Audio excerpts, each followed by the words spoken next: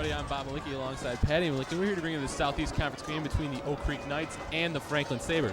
Now, Oak Creek comes into this game 5-1 off of 5 straight wins. Franklin comes into this game 4-2 after losing last week with a late field goal by Burlington.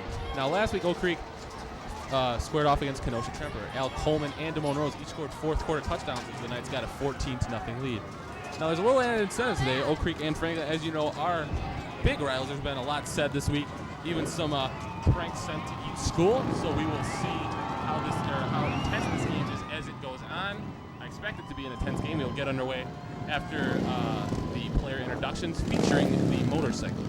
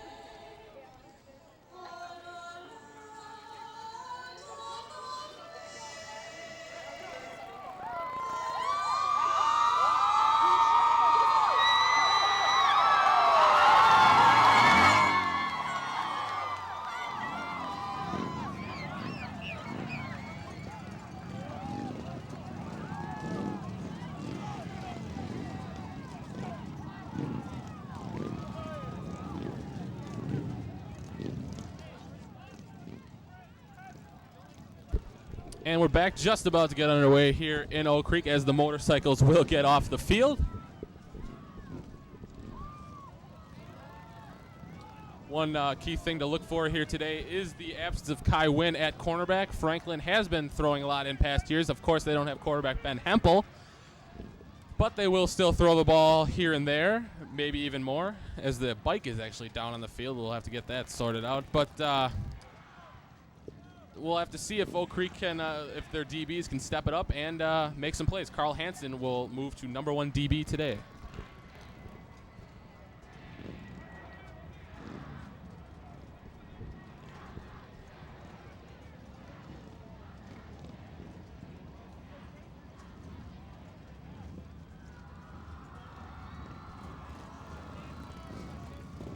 There you see the fans lining the stands. Huge turnout today for this homecoming game. Also across the way, the Franklin fans have made a decent showing. Probably most fans I've seen here this year in the visiting stands for Oak Creek, as both teams are set to take the field.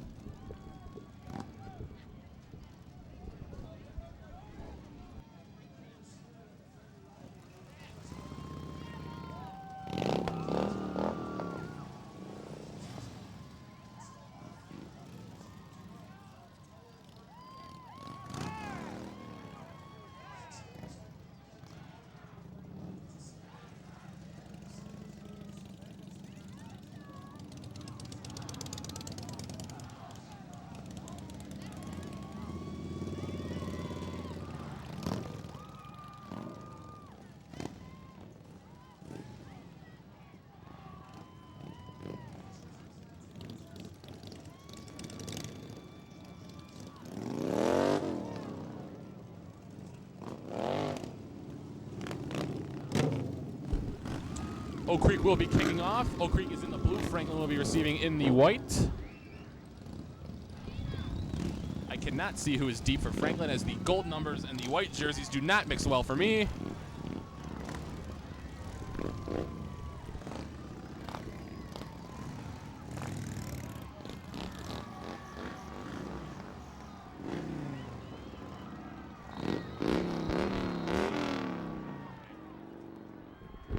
And the kick is angling at the 10, and it is picked up with the reverse across the 20.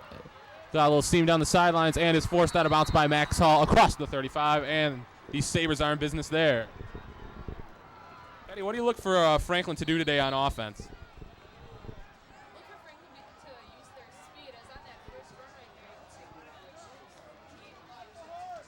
Keep an eye on Kyle Bennett, their running back. This past year, he was 5th in state in the 100-meter, so they've got a lot of speed on their team.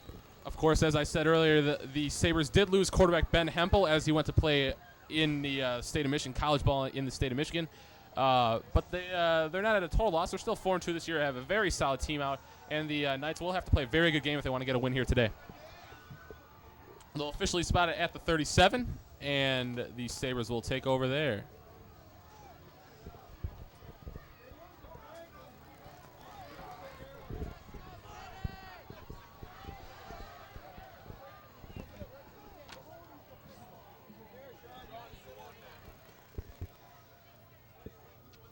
Looks like we have a little confusion here on the field. Maybe looks like there's a confusion on the spot or something. The referees are taking the teams off the field. Now one of the Franklin coaching staff members is coming across the field. Not quite sure what's going on here. Is there an injury on the sidelines there? And, there is an injury down on the sidelines, but you're right. I can't see the numbers. He's down across the floor. He is out of bounds, so... But they're going to wait until they can get him off the field to start play again.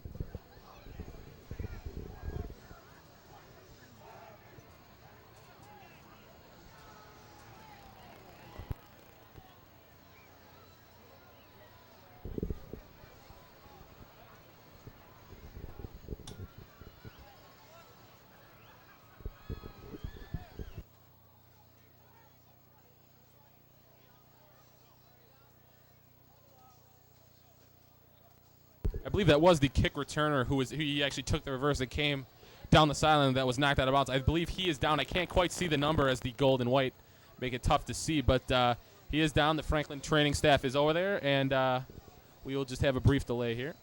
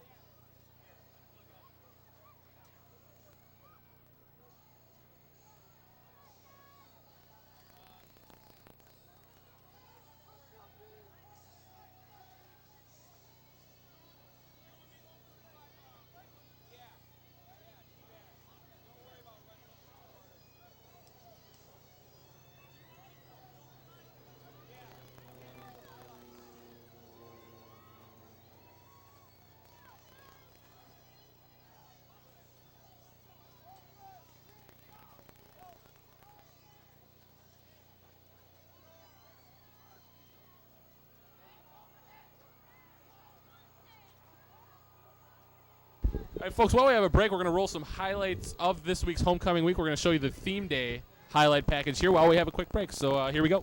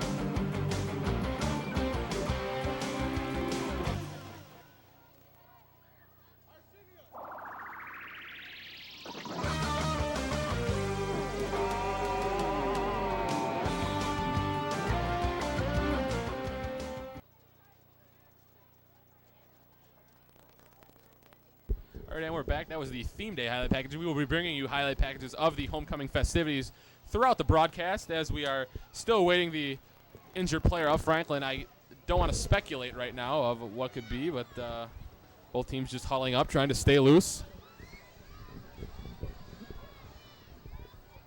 Another quick tidbit here. We will be having alumni coming in throughout the game to assist myself in the play-by-play and color analyst, as I am joined right now by Patty Malika. We'll be receiving others along the way, so that's just something to look for. If you don't hear my voice the whole game, don't panic. It is the alumni who will be assisting me here today.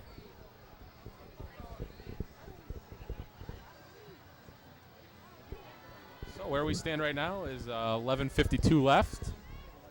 8 seconds in the game. We had an injury, and we are still awaiting the Franklin player.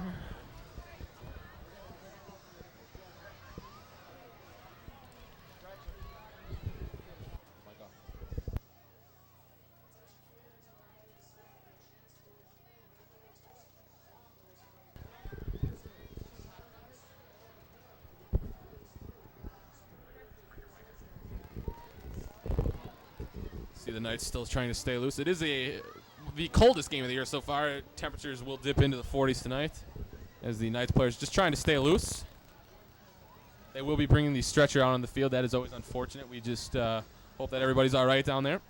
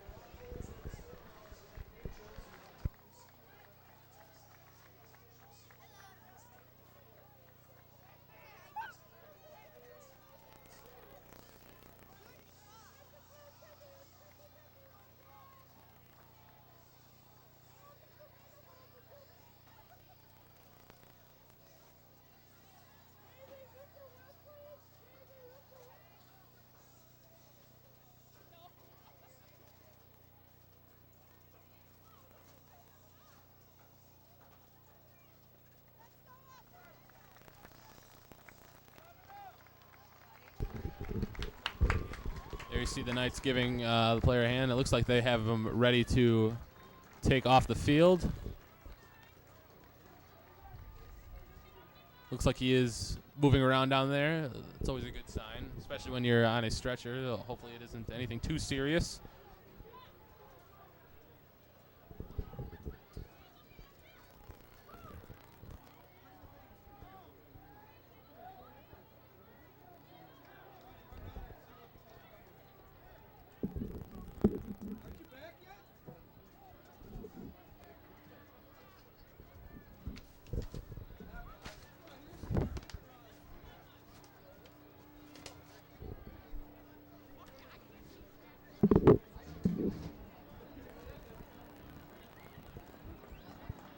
I believe that was number 7, Eric Casoris, the junior wide receiver that was down. I couldn't quite tell. I believe it was number 17.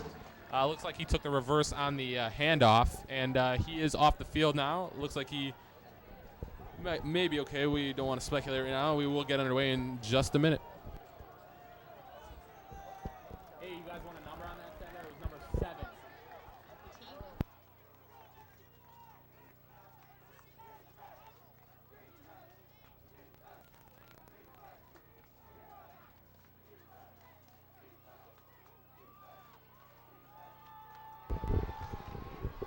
All right, and the teams break huddle, and we are finally set to get underway here.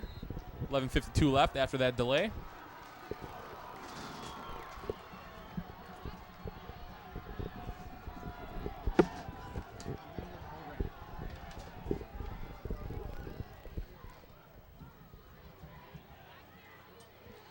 Oak Creek showing blitz to start. Now backing off. Franklin in the shotgun. First snap taken, pitch out to the right. Little hold there, and there is a flag down on the right side. Carl Hansen wrapping up for the tackle.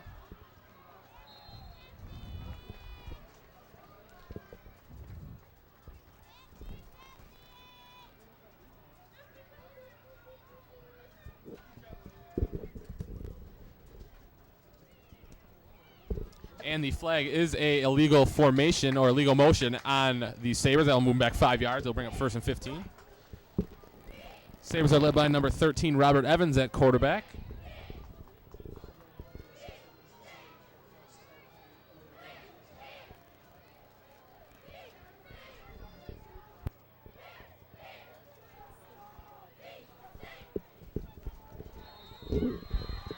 So as I said, 1st and 15 from the 32. Folks, I will try and get you the numbers here today. It is quite tough for me to see from all the way up here, but we'll try and get them for you. So here we go. Sabres this time. Evans under center. 2 receivers left, back in. Running the option to the left. Got a little hole, cuts it back across the field, and he is roped down by Mr. Ruiz at the 39. That will bring up 2nd and 7.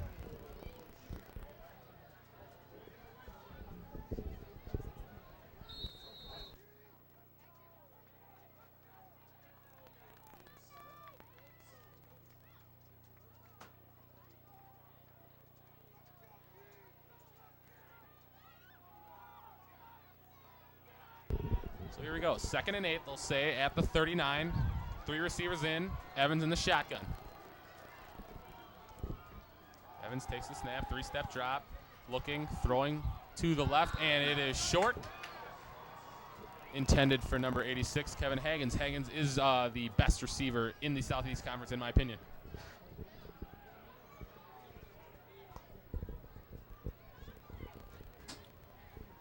So that'll bring us to 3rd and 8 from the 39.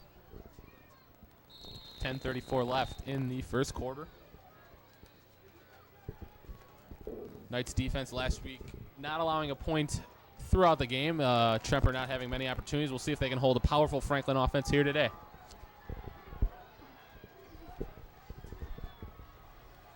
Knights showing blitz again. Way comes up the middle. Good blocking. Now Way breaks free. He's got him on the right side, and he hauls him down. Mike Way with his first sack of the game, and that will bring up a 4th down, and the Sabres will be forced to punt.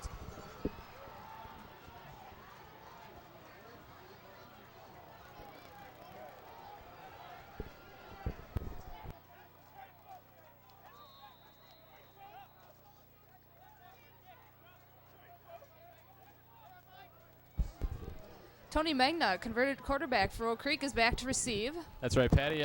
Tony was moved to strong safety and kick returner after he hurt his shoulder in the Racine Park game. And that's when quarterback Danny Kilps took over, and Danny's done a very fine job early in the year. Here's the punt. Some pressure coming. A wobbly punt. Hits at the 40, and it will roll at the 50, and we'll roll that across the 40 to the 39. Knights and Kilps will take over there for their first possession. 9:41 left in the first quarter.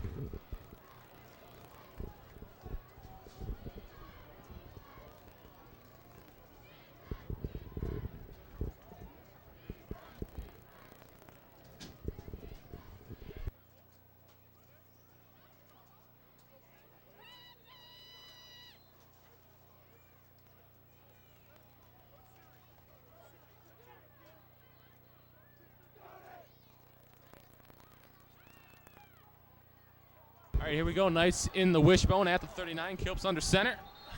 And we have a flag already. First play for the Knights. And we have a flag. It is going to be a false start on Oak Creek. So both teams trade 5-yard penalties to start their drives. And the Knights will be moved to a 1st and 15. Last week we saw the Knights struggle early with some penalties and some turnovers, but they got together in the fourth quarter, putting a couple of touchdowns on the board. With a lot of help from their defense, they got a block punt for a touchdown. Knights are looking to hold that Franklin offense today and use their speed on offense to get some big runs. So here we go, 1st and 15 for the Knights. Kilps will keep it. He's got some room across the right side. He cuts it back across the middle, across the 50, now to the 45, to the 40, still going to the 38-yard line. Danny Kilps, a big run on the first play for the Knights, and the Knights are into Sabre territory.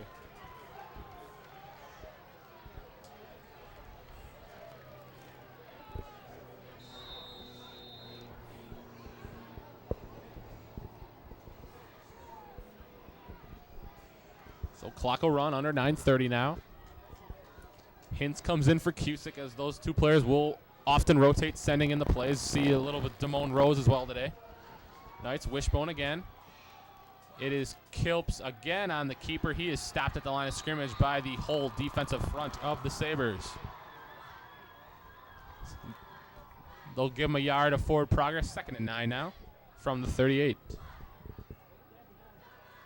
Damone Rose now entering, and Craig Cusick coming back in. Rose had that long touchdown run last week, capping a 14-0 win at Kenosha Tremper.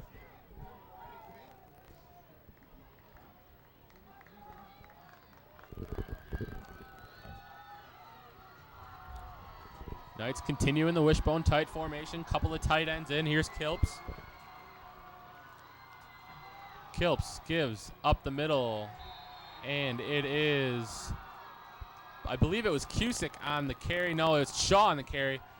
They'll say he lost a half yard. 3rd and 10 now for the Knights at the 36.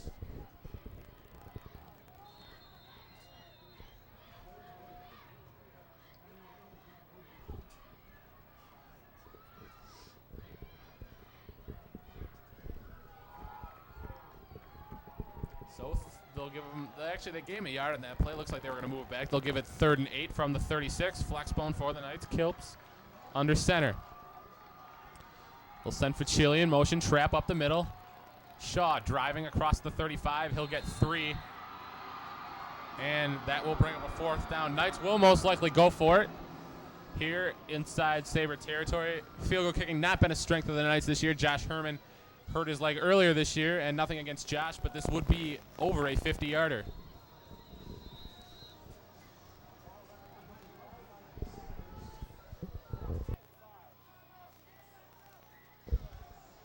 Franklin was also beat on a 50-yard field goal last week against their game with Burlington. Well, Patty, I don't think that'll come into play here today, as Knights, as you know in the past, are not accustomed to kicking many field goals. Here we go, 4th and 5 from the 32.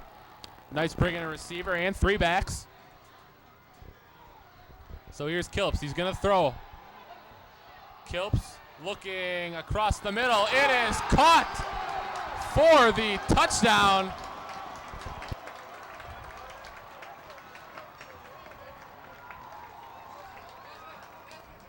And just like that, on a 4th and 5, the Knights throwing the ball unexpectedly for a 32-yard touchdown pass.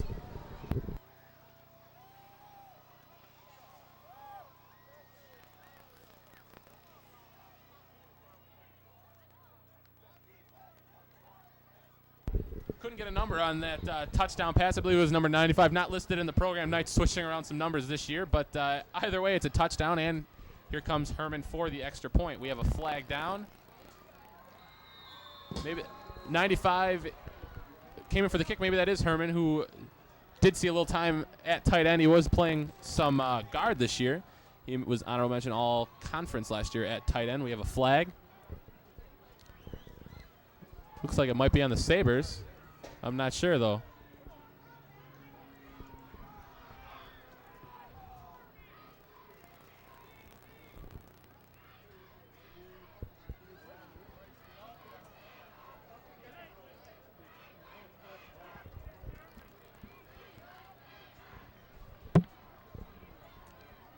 Looks like it was on Franklin, and they're going to decline it, I believe. So it looks like they're going to give another try here. Looked like there might have been 2 penalties on that play. Maybe some. Yeah, it looks like they were offsetting, so we're gonna do it again. We'll see if Herman can knock another one through. Trying to make it a 7-point game. Magna with the hold. Snap good, hold good, and flags not good, as we have a couple more flags down.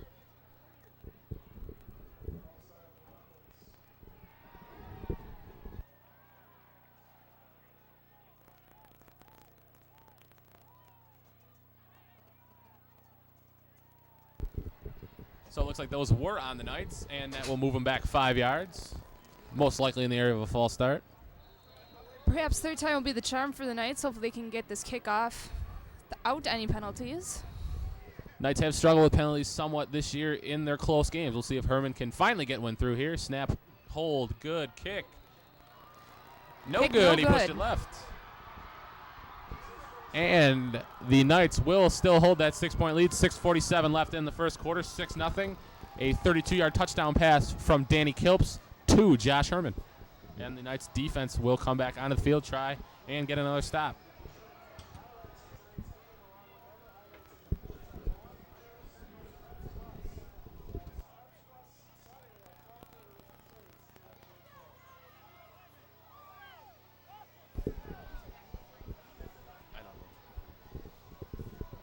We're going to get you a replay here of a couple plays. We'll get you the touchdown and we'll get you the sack by Mike Way. As you see, Way showing blitz and originally was blocked, but just bowled over the Franklin line and got through for the sack.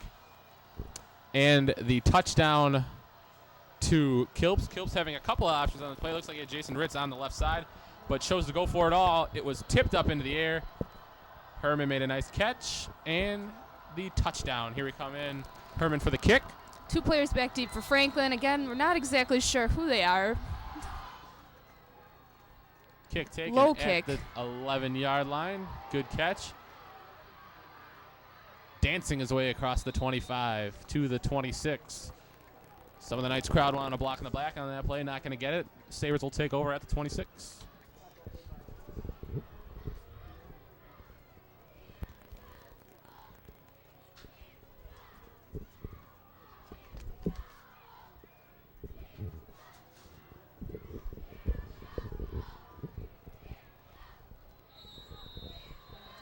So from the 26, Evans will take over.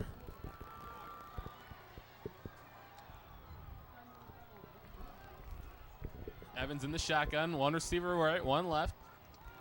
And he'll go under center now. Knights continue to show blitz, now back off. Quick pass right side. Magna looking over to make a play. Breaks the tackle. And Way is there to wrap up. Or a gain of 5.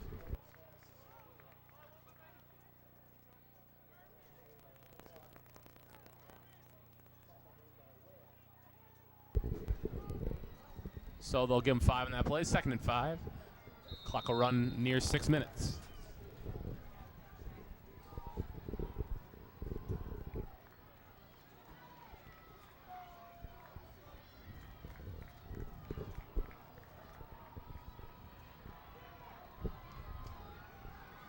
So 1 receiver right, 2 to the left. Hempel in the shotgun again. Excuse me, Hempel. That's Evans in the shotgun. I'm thinking Hempel here. Evans, play action, fake, looking deep. He's got a man down the right sideline, and it is nearly intercepted by Tony Magna. Looks like he couldn't get a foot in bounds, but either way, nice play. Bring up 3rd and 5. Evans just underthrew that ball. You know, Evans has been doing a decent job this year filling the void that Hempel left. Yeah, yes, Patty. Franklin coming into this game, 4-2 record, not bad. They got a heartbreaking loss last week on that 50-yard field goal. And they sit in 2nd place in the conference, tied with Kenosha Tremper. Knights still tied with Racine Park. Park, the only loss for the Knights this year. John Clay had a big part in that. But the Knights still looking to go for a conference championship. So here we go, 3rd and 5 from the 32. Evans running. The option, Way is there, and he picks him up and throws him down. And Mike Way making another big play. That's his 3rd tackle, 2nd for loss, and the Sabres will be punting again.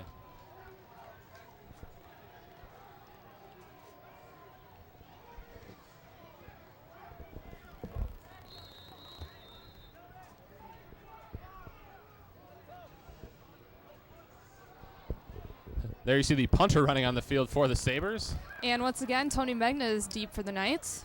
Didn't have a chance to return the last one. We'll see if he can get one here. Magna has some decent speed as a former quarterback, knows how to get down the field and into the end zone. Oh, and we have almost a running into the kicker call. Looks like they say it was blocked, and the kicker kick bounces back into Sabre territory. And the Franklin coaching staff not happy with that call. Looks like he might have been blocked into him, so we won't get a call, and the Knights will take over at the 45.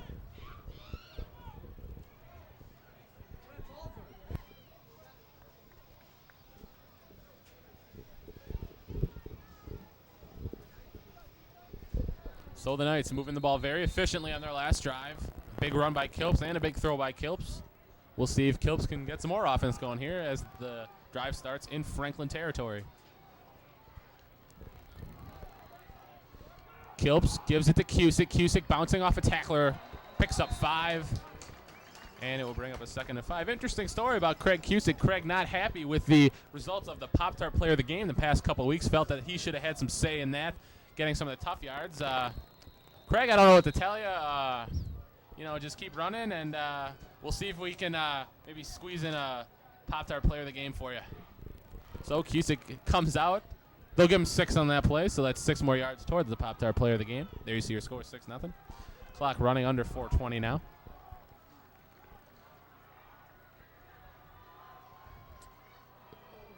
And it was given to Hintz up the middle. Kilps was hit almost right away.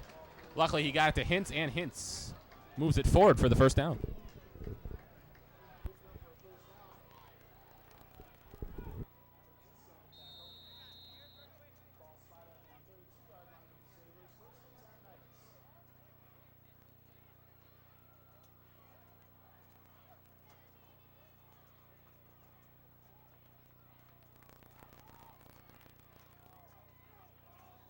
So they'll give him the first down, and they'll spot it at the 32. Clock running under 4 minutes. Knights lead 6-0. Kilps, 3 backs behind him.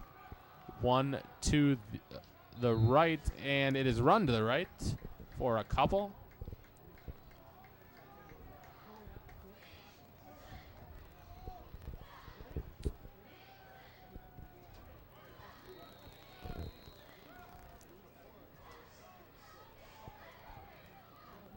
So 2nd and 6 from the 29. Knights with a 6-0 lead here. A Danny Kilps touchdown, giving them the lead to Josh Herman, who's played a little bit of everything this year. Shaw in motion. Kilps gives to Cusick. Cusick dragging a tackler across the 25 to the 23. And it will bring up 3rd down and short.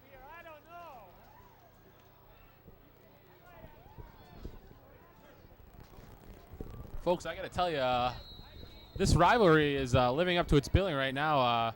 Probably the biggest crowd I've seen in the renovated Oak Creek stands this year. The Franklin side is filled with students, and there's a fair number of parents over there. The Oak Creek side is filled pretty much side to side, so A lot of folks want to come out and see this rivalry, but the Knights got the lead right now, and they are driving again. 3rd and half a yard.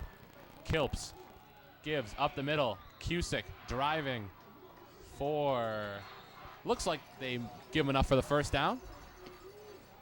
And they do. You know, I gotta say to Craig, if he keeps this up right now, we could be seeing a Pop-Tart Play of the Game performance. He's been really harping on me for this week. Cusick comes out. Hintz comes in.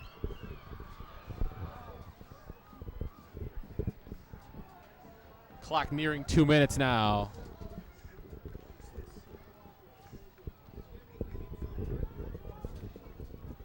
So here's Kilps.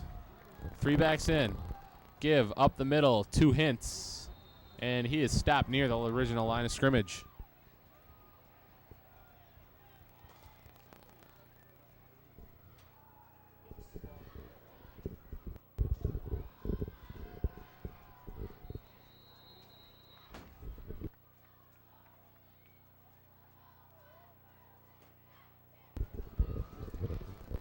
So we're nearing the 1 minute mark now. Knights at the 20-yard line. 2nd and 10 now after the no-yard gain by Hintz.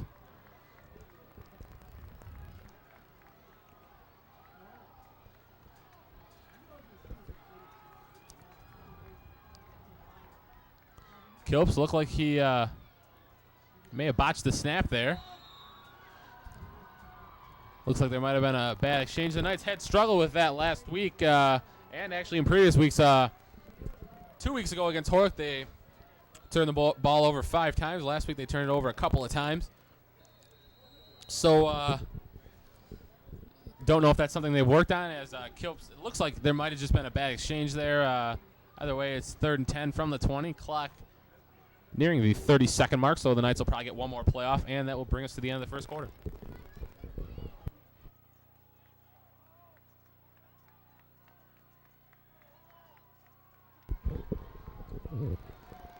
So here's Kilps. Gives it to Rose. Rose running straight up the middle. Rose for the touchdown.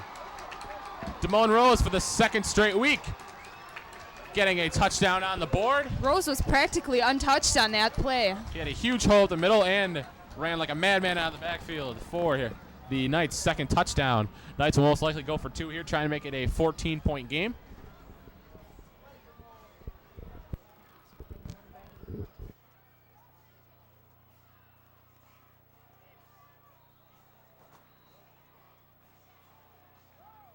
Knights will go for 2 on this play. Try and make it 14-0. We'll see if they can convert on this attempt. So they'll spot it at the 2-yard line. Make it the 3. Kilps running on the option, finds his way into the end zone. And that will bring it to a 14-point game. 14 seconds left in the first quarter. And the Knights get a 2-score lead. I'm sure that's exactly what they wanted to do early. They look very excited on the sidelines down there. Last week, the Knights didn't really get much of anything. Neither team, Tremper or Oak Creek, got anything going early. Knights put a couple of drives together. Tremper did 2. One of them ended in a missed field goal. A couple ended in turnovers. And Knights were able to get a couple touchdowns late. We're going to get you a replay on that last play in just a sec.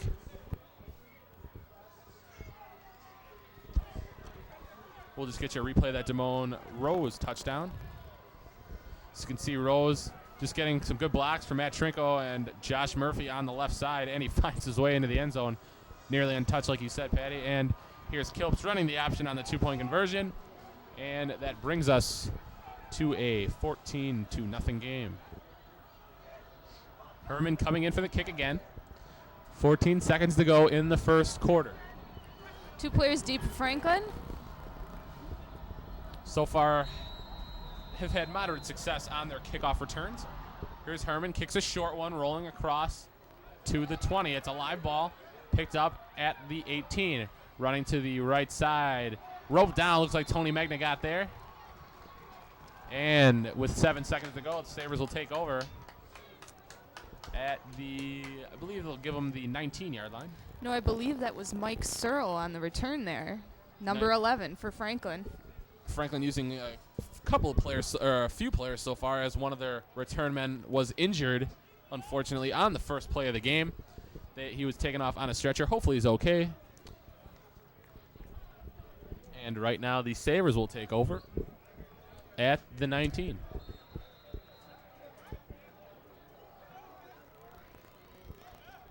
Knights continue to show blitz. Evans in the shotgun, surveying the defense. Takes the snap, and he gives it up the middle. On the draw, roped down by Robert Flores.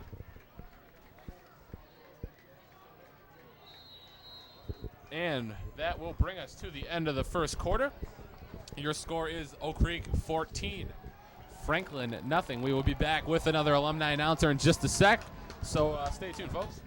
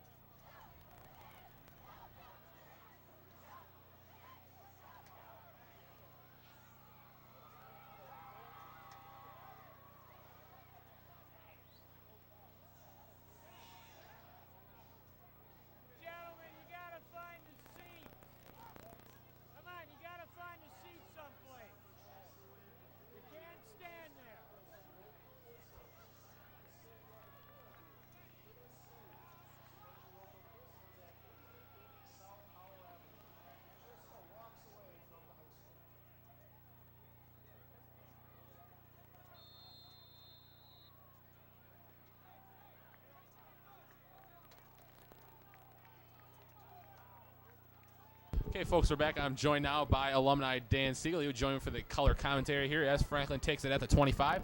Here's a give up the middle, breaking a couple of tackles, and a host of Knights players bring him down across the 30-yard line to the 31. You know, it's really interesting, Bob, to come back and see the big change that everything is going on here at the field and the press boxes. I can't believe we're in the new press box, they call it now. I didn't know that there's two of them now, and it's great to see that over the years the Knights team itself has stayed just as strong and still show the same skill as they always have. You know, like you say, you talk about the new the press box and the bleachers. You know, with all the fans here, we probably wouldn't be able to fit this many people here. You know, in past games, as you can see, the Franklin sideline, the stands are relatively full as Franklin takes the pitch across the left side, and they have enough for the first down. So Yeah. it's kind of interesting to see all these people. There's got to be one of the biggest crowds in this rivalry's history. It actually had this. I haven't ever seen a crowd like this, and it's funny because usually you got people standing everywhere, and you still do, and both stands are completely cram-packed here. And this rivalry has been going on forever. I remember my senior year we played the Sabres, I believe, and that wasn't exactly a pleasant day in the Knights' history. However, as the Knights suffered a big loss that day. Yes, they did.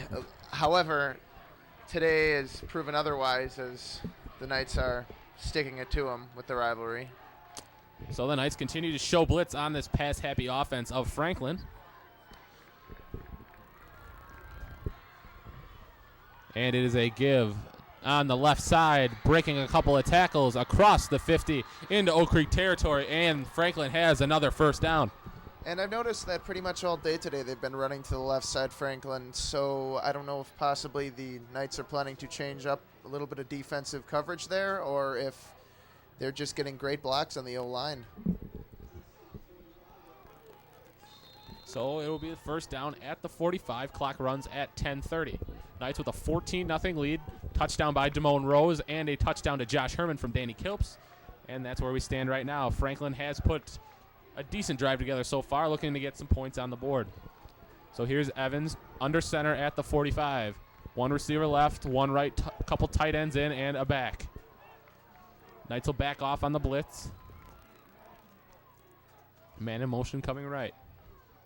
Another give, this one going to the right side, and Evans and his running back both fall down. And that will be a loss of 1 on the play. Yeah, and what looked like possibly a great break there, completely destroyed by 2 trips. I don't know if the grass is bad out there or if that was just I think it might have been a line. He might have tripped over with one of his own linemen. I think it might have been blocked into him or something. Couldn't really tell, but hey, I'll take the 2-yard loss. So we'll bring up 2nd and 12 from the 47.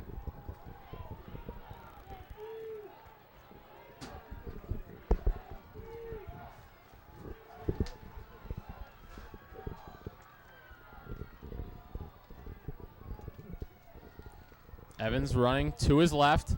Looks like he's going to run. Doesn't have any room over there. A couple of Knights linebackers come in for the tackle. Excellent pursuit by these great Oak Creek linebackers led by Mike Way. I think Nick Bates was over there. There you see my special guest announcer, Dan Siegel, the class of 2003. Has it been that long already?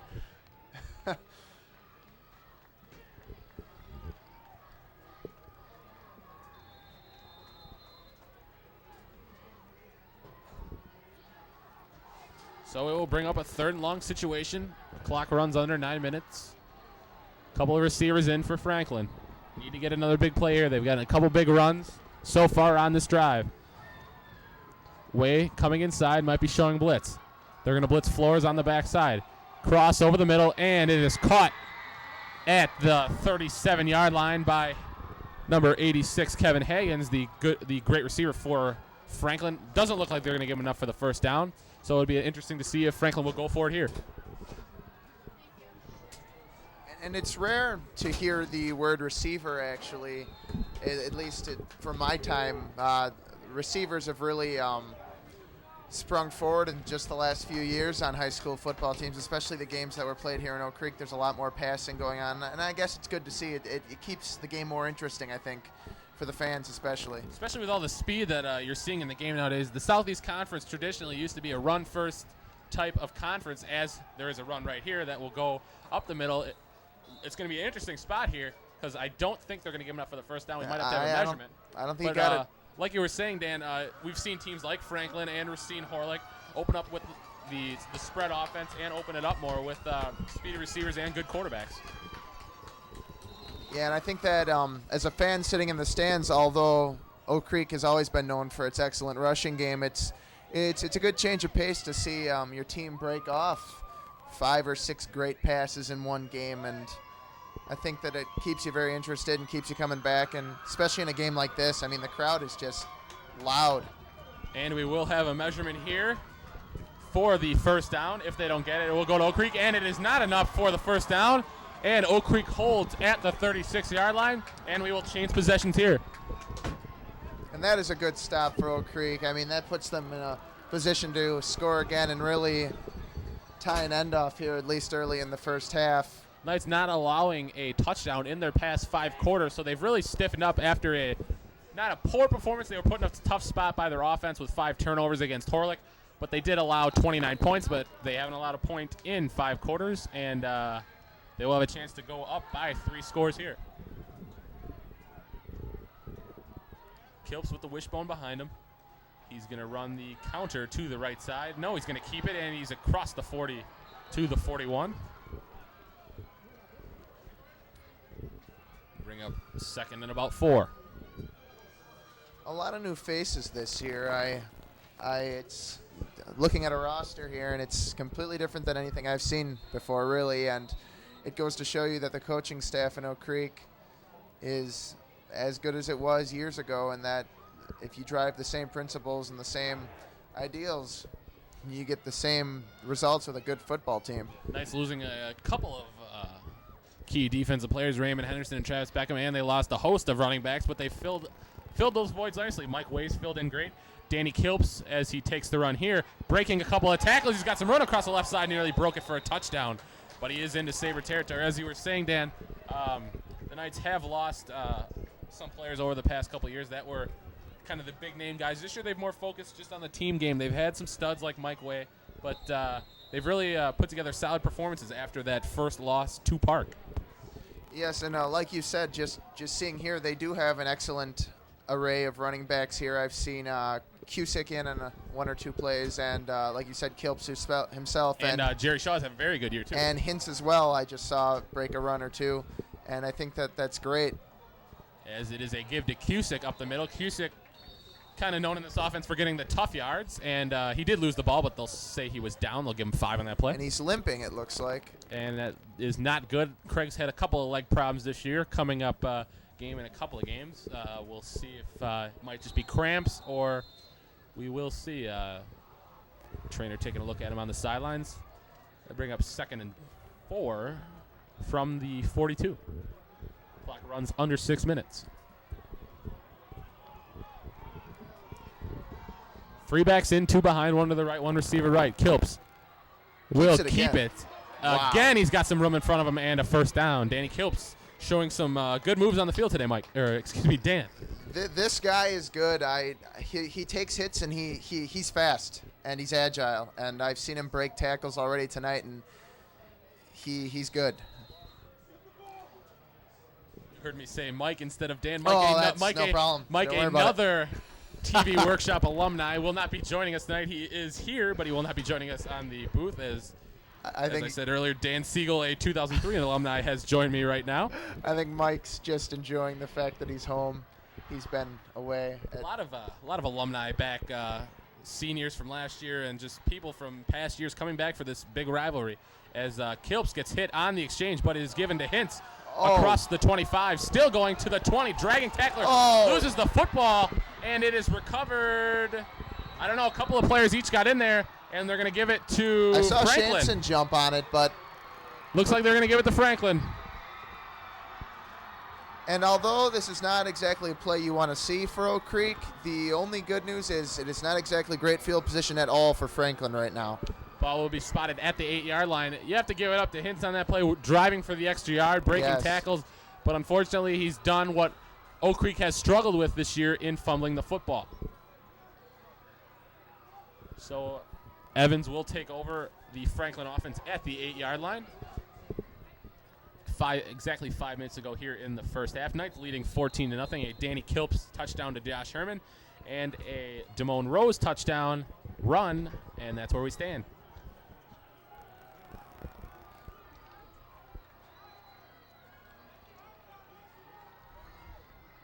So here's Evans. He'll run the draw up the middle. Some good blocking up the middle. Magna trying to rip the ball away, and he makes the tackle, but that looks like it will be enough for a first down. It looks like it. And it is. That will bring up another first down. Franklin's seen some good gains on the ground today. They were expected to pass, especially with the Knights missing their number 1 DB, Kai Wynn, but they have seen pretty good success in the running game today. Yeah, and I think that after any play like that, you can't get yourself down right away, especially, and you can't let up and keep driving forward at full force as they're doing. Especially at this part of the field, they're still not past the 20-yard line as Evans is back to pass, looking deep down the sideline.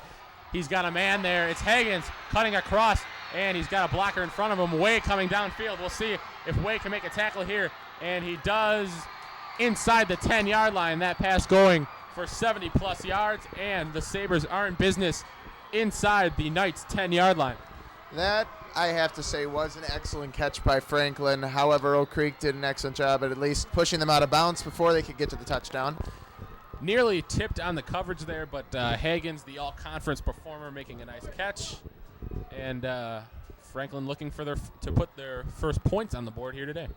And I believe that was Matt Wensler who was on the coverage there. He just couldn't get – he got a hand almost, it looked like, on it, but nothing much more. So here we go at the 9-yard line is where they'll spot it. Evans under center now. 2 receivers in. And it looks like it might have been a missed handoff, and he's running to the 5-yard line, and they'll spot it near the 5. Bring up 2nd and goal. Clock running at 4 minutes.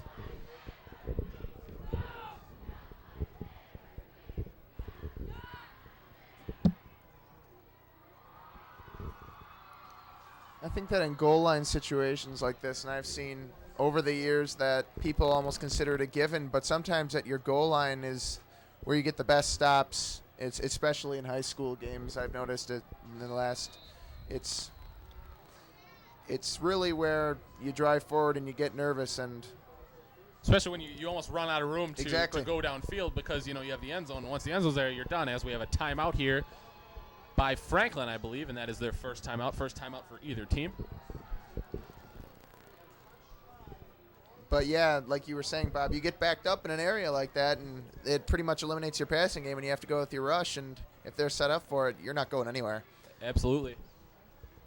Franklin has had some good success running the ball here today, so we'll see if they'll maybe go with a play action, try and throw the ball. They do have a all-conference performer, as I said, in number 86, Kevin Hagens, and Robert Evans, the quarterback, has a decent arm, so we'll see if they'll try and mix it up. As we alluded to earlier, as what Franklin really does best is they mix it up with the passing game and the running game, and we'll see if the Knights can draw something up here to get a big stop.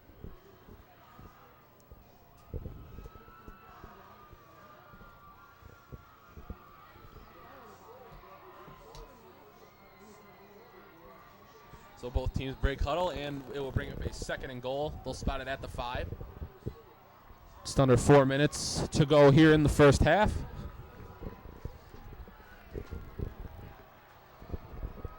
Couple of receivers in again for Evans. One back behind him, couple of tight ends. And he's running left. Looks like he tried to run the option, cuts it back inside, and Evans is in for the touchdown.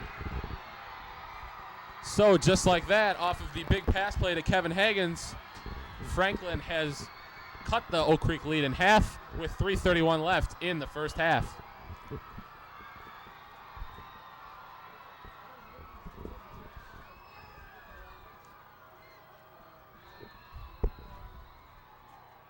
Number 47, Brandon Helt on for the kick. Helt just a sophomore here for the Sabres. Kick is up, and it is a good kick and good. So the lead is cut to 14-7 on a Robert Evans 5-yard touchdown run. And with 3:31 to go, the Knights will try and put some points on the board before the half, see if they can get their lead back to 14. And that's very easily done, especially with a offense like this. I think that the Knights can pull off a score before the end of the half, and it'll be interesting to see what they decide to do here.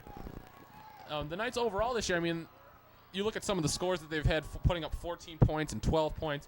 It's not that they haven't had the offense to do it. Their biggest problem, as we saw in the last drive with the Hintz fumble, has been the turnovers. And, they've been able to move the ball against most teams, so we'll just have to see if they can hold on to the ball here and move it downfield and maybe get some more points.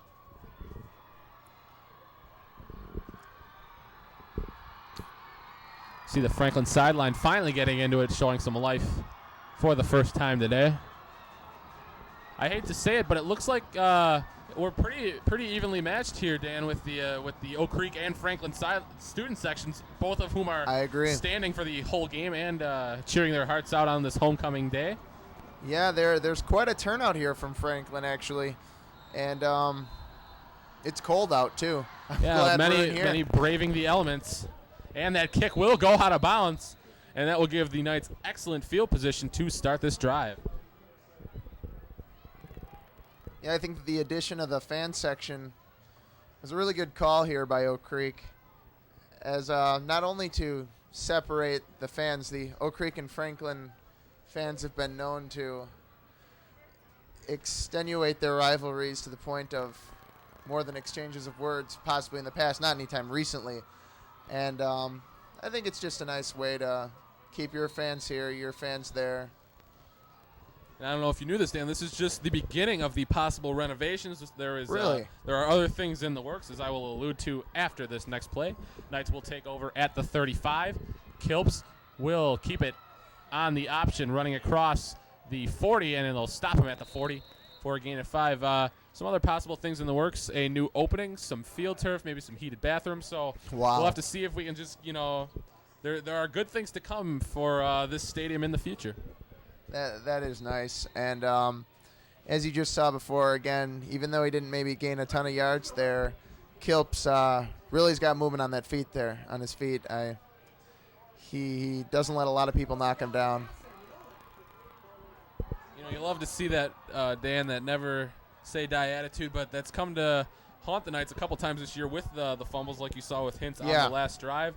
So You always like to see the tough yards gain, but you have to ask at what expense. So the Knights will run that trap as it is given to Shaw, weaving through a couple of defenders, got a man to beat, and he is running across the 30 nobody saw him. to the 20, the 10, and he is in for the touchdown. Wow. Jerry Shaw weaving through defenders, and the Knights, just like that, in under a minute, get that touchdown back. You know, I thought Kilps had it. I really did. He was holding his arms up like that, and that was an amazing run. You know, Dan, they've scored on that play many times this year. They just run that counter. It looked like they're going to run it to the left. They just run it right back into the right, and Shaw cut it upfield and found the end zone. And then that's a nice way to stick it back to Franklin in the return for the fumble recovery that they scored on. So here comes Herman for the kick. He had missed one earlier. Let's see if he can get one here. Kick up, and it is no good again. Couldn't see if that was pushed left or right. It looks like it obviously had the distance. Yeah, it but looks Herman like has it was struggled to the lately right. with the extra points. So the Knights lead stands at 13, 20-7 with 2:30 left to go in the second quarter. Knights will kick back to Franklin, see if they can hold them at the end of the first half. That was a big run, though. That was a few big plays we've seen now today. You had the pass by Franklin, and then this run that was broke by the Knights here. And That was one of our keys earlier today, Dan, was the speed of Oak Creek versus the versatility of Franklin. And we're going to get you a replay on that Shaw run as soon as we can. And actually, we're going to get it to you right now. You'll see they'll run that little counter. And actually, we'll get it to you after this next play. Oh, no, here we go. Shaw runs the little counter to the right. And he just weaves through tacklers. Excuse me, that was a different run.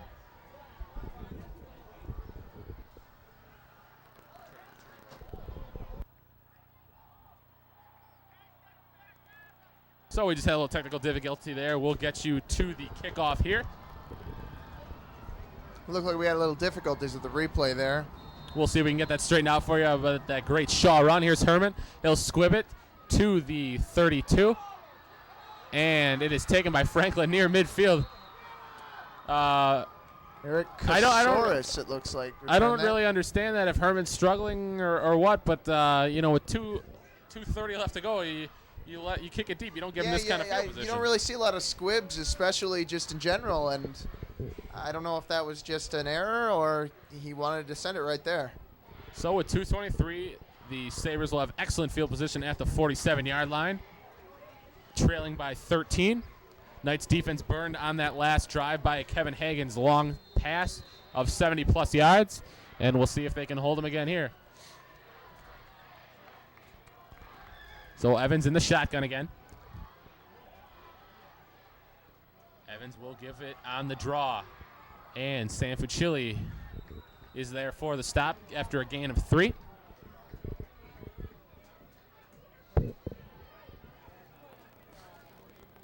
They'll bring up second. They'll give him 4. They'll bring up second and a long 6 from the 48 of the ninth. Clock running at 2 minutes.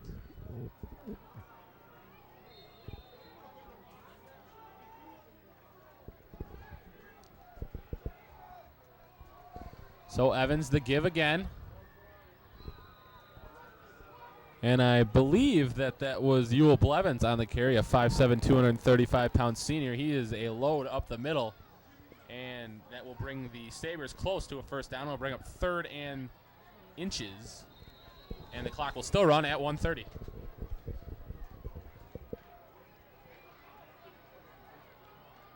So here we go, 3rd and inches from the 42. Evans under center this time. And this is a big stop here if they can make it. And they run the draw again. And it looks like they got enough. He was driven back, but I think they'll give him forward progress at the 40. And it will be enough for a first down. Dan, Franklin not showing much of a sense of urgency here with the clock that's running exactly at what 1 I minute. was gonna say. I don't know if they're just planning on I don't think they'd kick it. I don't know what they're doing. So the clock running at 1:05. And it is a 1st and 10 from the 40-yard line. So 40 yards away, under a minute now. And Franklin still taking their time. Possibly keeping it on the ground because they figure Oak Creek's going to be open for the pass? And they are running right here for the pass to the right sidelines, and it is incomplete. Yeah, he was way out of bounds there. Looks like Hagens was over there, but couldn't keep both feet or a foot in bounds or get control of it. And with 47 seconds left now, it's 2nd and 10 from the 40.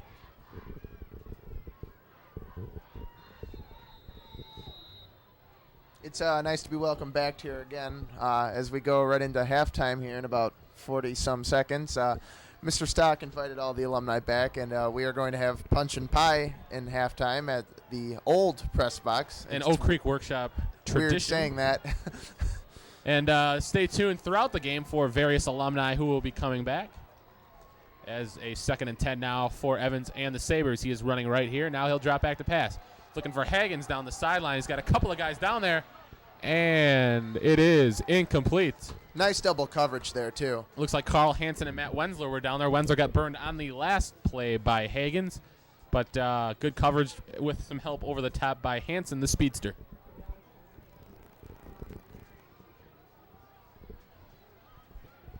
So now it's 3rd and 10 from the 40. Still 40 seconds left. Knights leading 20-7. So we've seen 2 passes in a row. I don't know if this is just their passing zone that they wanted to run into, or now they're just running down the clock. Clearly not. So we'll see if they don't get it here, if they'll go for it. 3rd and 10 from the 40. Evans running right again. Now he's going to throw back across the middle. He's got a man there. It is complete at the 24. And there is a timeout. It looks like Franklin was calling for a timeout. And they will get it with 33 seconds to go. So now the offense starting to take charge, Dan. And with 33 seconds, there is a scoring opportunity for Franklin. And with a pass like that, the receiver just cut right into the right. And it was a good pass. So we'll get you a replay now. Here is the Franklin offense, who took over in relatively good field position after the squib kick from Herman. You see Evans running to the left, and he was roped down by a couple of linebackers.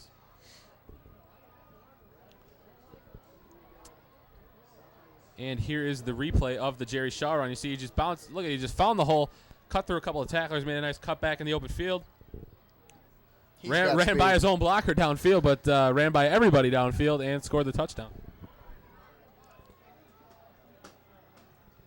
So with, once again, 33 seconds left at the 24 now. 1st and 10 for Franklin. Franklin, I believe they have 1 timeout remaining. Now Evans bringing in 4 receivers, 2 to the left, 2 to the right. He's got a tight end in. You think they're going to pass? I believe they are. And after, nice sack. I believe Mike Way was there first with help from Herman and Murphy. And the clock will continue to run after that sack. That was great. Excuse me. It looks like they actually did get a timeout in, so we're going to have the final timeout for Franklin. But they're going to give him a loss of 5 on that play. Looks like Way just beat his blocker on that play. Yeah, and that's what you're looking for, especially when your quarterback sets up with 4 wide receivers like that. And it's a great stop for the Knights. Way having a very good game. A couple of sacks, a couple of tackles for loss. I believe he has 6 tackles overall. We'll get you a replay of that last play here. So you can see Way on the left side. He gets single coverage on the block, and he just beats his man on the inside. Nice little spin move there, and Herman and Murphy come in to finish off the play with him. And it will bring up 2nd and 15 from the 29. No timeouts left for Franklin with 24 seconds to go. And before I forget, Bob, I just want to say thanks again for having me on here. It was it's a pleasure having you, Dan, and a pleasure having the alumni back. And normally I don't have these kind of color analysts with me, so it's very nice to have. No, it's great. You do a great job here. You run a good thank shift. You too. So here we go, 2nd and 15 from the 29. Just 2 receivers in this time. Evans, 3-step drop, looking to the left side, and it is. That was an interception. Did he get it? Are they going to give it to him? They will. It was intercepted on that play. I couldn't quite get a number for you.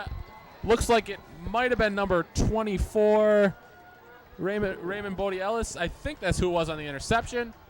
And the ball a little underthrown, so the Knights will take over at the what looks like they're going to spot it at the 1 yard line with 16 seconds to go.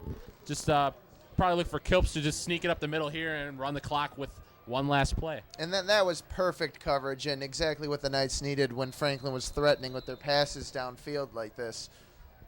And that's how we've seen the Knights stay in the games. They've given up turnovers, but they've also forced turnovers themselves.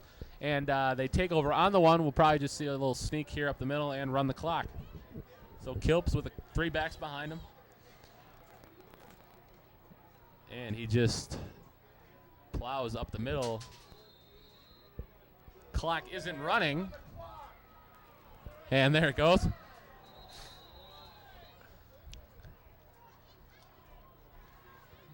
And now the clock has stopped again. I think that should bring us to the end of the half here. We'll see Coach Cook coming onto the field. He wasn't happy with the clock operator. Yeah, the clock started pretty much when the play was over there. And it has stopped again at 10 seconds. The referee blowing their whistle and just trying to figure out what's happening. I think we might just have him run the final 10 seconds off here. We'll see. Referee's going to both sidelines.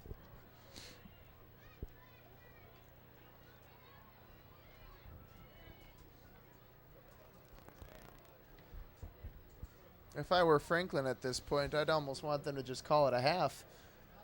I don't see exactly what the problem is here.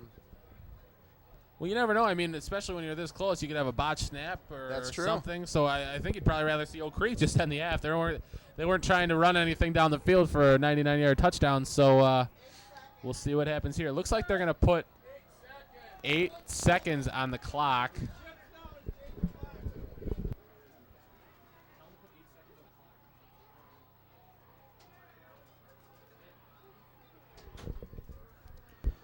So they'll put 8 seconds back on the clock, and they'll spot it at the 2. Most likely just another little, looks like I think they have room to kneel it now. And they will just run it up the middle quickly. Nice little plow there. And that will bring us to the end of the half. Your score is 20-7, Oak Creek over Franklin. I'd like to thank Dan Siegel and Patty Malicki, my alumni commentators, and we'll be back in the second half with a couple more, so stay tuned. Thanks, Bob.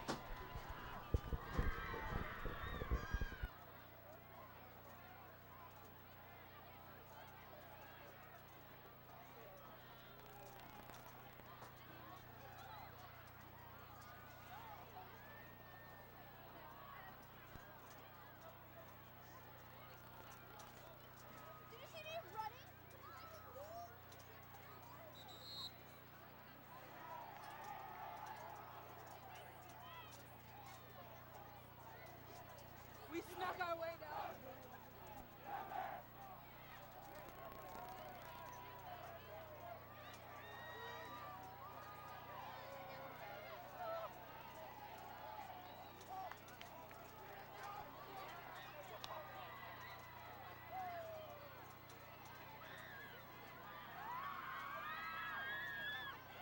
Attention.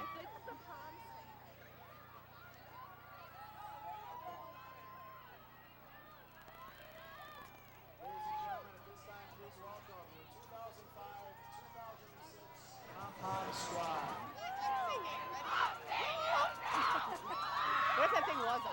I know, I was like, ugh.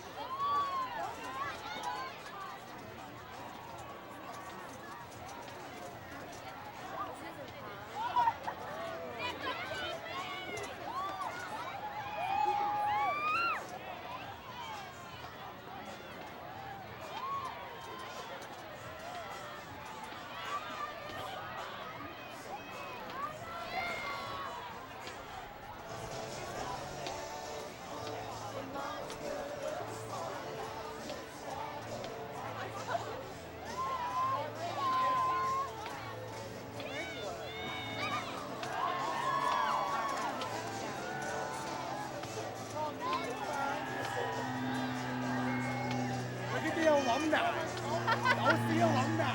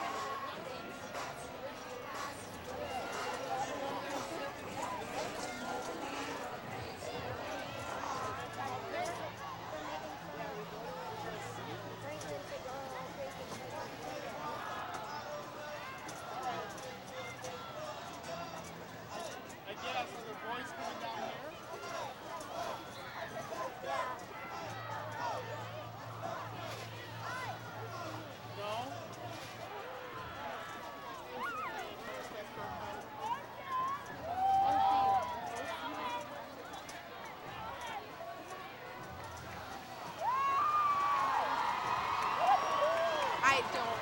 I'm not. I don't agree. No. It was like slow and like. Ellie, you want me to come up by you?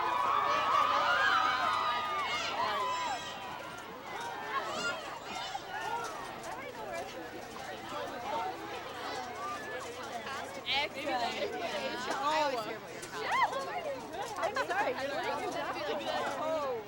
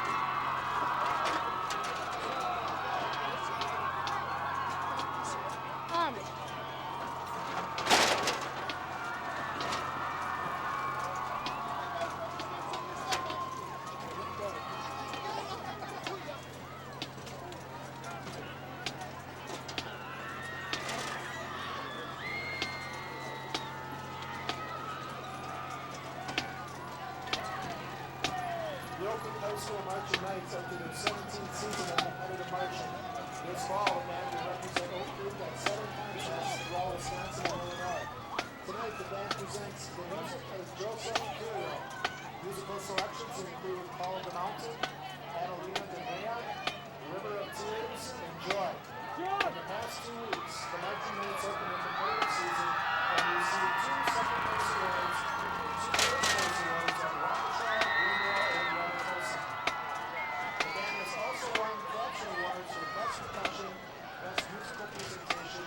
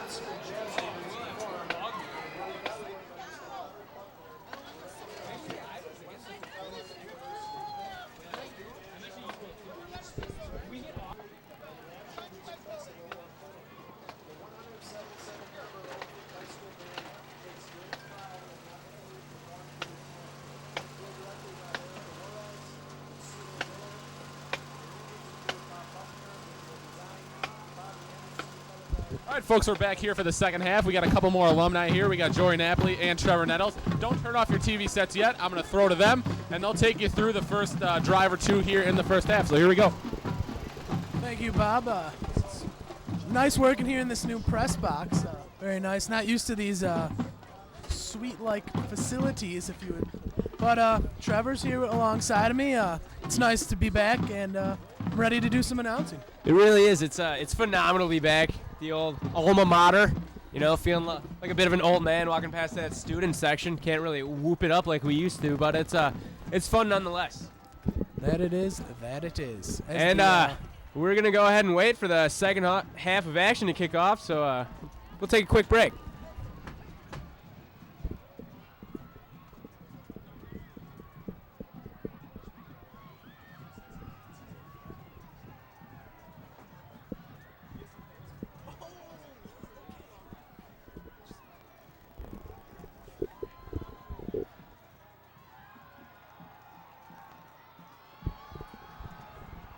And the Oak Creek Knights trot back out on this field, getting ready to go to war for this second half. Score is 20-7 in favor of Oak Creek over the Sabres. You know, thus far I was watching the first half from the stands, and I've been really both impressed and surprised by the Knights' ability to contain this high-octane offense that Franklin has every year, year in and year out. They've done a great job with undersized corners, taking away Kevin Hagens. He's a top 100 recruit in the nation, folks, and the Oak Creek's undersized corners have really done a tremendous job of, not letting him light up the scoreboard and take this game under his control. The one thing that the Knights cannot do, though, they cannot be content with their first half play. They need to just come out here and just be as fired up as they were in the first half and just keep that defense going strong. I'm looking for Mike Way to make a big impact. I saw him make a tackle about 50 yards downfield from the line of scrimmage, and that is just about unheard of for a middle linebacker. It was amazing hustle, and it was really a play that really it amazed me, to say the least. And I'm looking for him to have a big impact, get his teammates fired up. He's seems like the emotional leader of this defense, and yeah, looking for him to have a big impact in this second half. Here you see on your screen the homecoming court of this year, 2005's homecoming court. Senior homecoming, junior prom here at Oak Creek. Some of the members that I can still remember or pick out of the crowd are Leo Sanchez, Emily Wojciechowski, Frank Dragata, or Elise Wojciechowski. We got Jordan Smith out there as well. Smith, yep. Yeah. Good for them. Good for them. That's a great time. Homecoming. Jeremy Breen is out there. Yes. Allie Barrett. The time of your life, as they say. Time of your life. It's phenomenal. Congrats to them. Good job, guys. And they are now announcing the state baseball champions. They three-peated, the first team to ever accomplish that in summer baseball. Not only were they the first team to three-peat, when they went back-to-back, that was a first ever. So three-peating, that's a record that just might never be touched. Congrats to them. They really embodied the championship spirit, rallying from I believe it was a 8-run deficit. Yep. Somewhere in that neighborhood. 8-2 deficit in the championship game. So congrats to them. OC baseball, 3-time state champs. You see Ryan Saylor, Jerry Brown, Tony Butler, an Arkansas recruit. Jordan Smith waving the flag there. Seth Bergermeyer, an MATC Stormer. And it's not out of the question for them to, I don't know what you call it, quad-peat maybe? I believe it would be a quad-peat. Here's to their quad-peat. They've got the pitching. They got the guns next year to do it again, and just a matter of time for someone to dethrone them, but I don't know if next year's going to be the year. We'll have to start thinking about designs for a quad-peat T-shirt. I don't really know what rhymes with that. That's a tough one, but I'm sure we can figure it out. And we're just about to start off as the captains trot onto the field and get ready for the logistics of the second half, maybe. You know, call them. I'm going to go ahead and give this Franklin crowd credit. They are extremely loud and boisterous, despite the deficit that they are facing. Good for them for supporting their team. Good for them. The Sabres look to come out and make some quick scores, and we all know they can do it with their receiving core and their quarterback and the kind of offense they run. Basically the polar opposite of Oak Creek.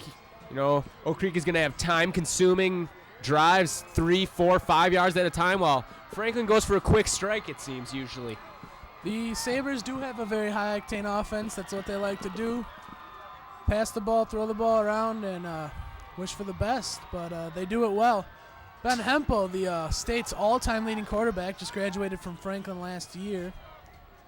You know, it's a lot on the shoulders of their new quarterback to take over the reins from Hempel, but, you know, he seems to be doing a good job this year. The Sabres are 4-2 thus far, just trailing the Knights and the Racine Park for the SEC Conference title championship. Well, here we are for the kickoff. Jerry Shaw back to receive. It's And an onside kick. It's an onside kick.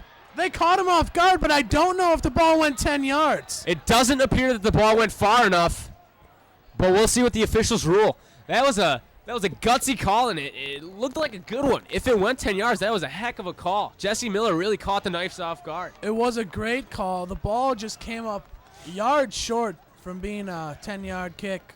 If that kicker gets that ball about 2 more yards, the Franklin Sabres have the ball at about the Knights 50, and they're in business. That's lucky for the Knights that ball didn't go the required 10 yards, because they were not ready for that kick. Oh, they no. had no one in the area to recover it. But in any case, we'll see Danny Kilps lead the Knights rushing attack back onto the field.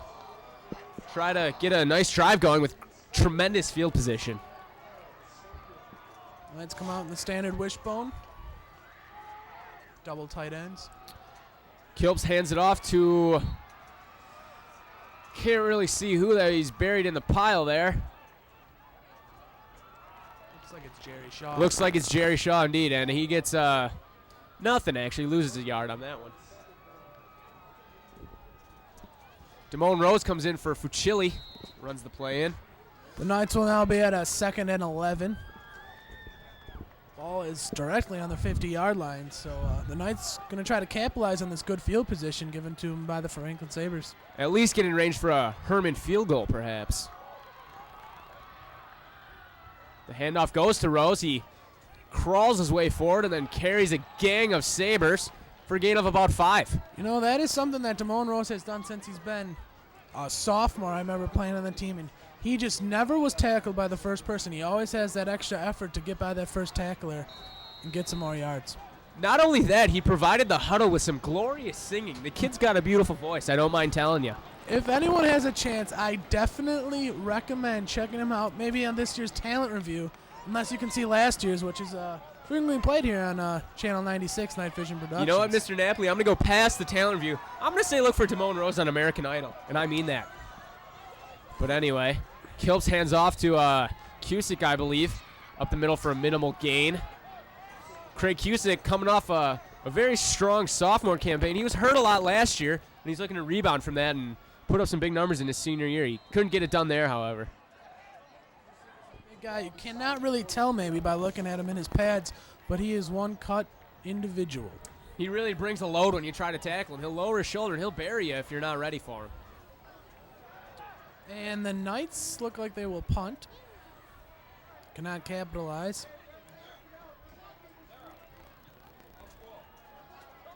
Decent point. Looks like a fair catch was called for. Muffed punt. Oh, it's a fumble. The ball was loose. The Franklin Sabre could not field it cleanly, but it looks like he did regain possession. The Sabres are going to be pinned back for their passing attack at their own 11-yard line.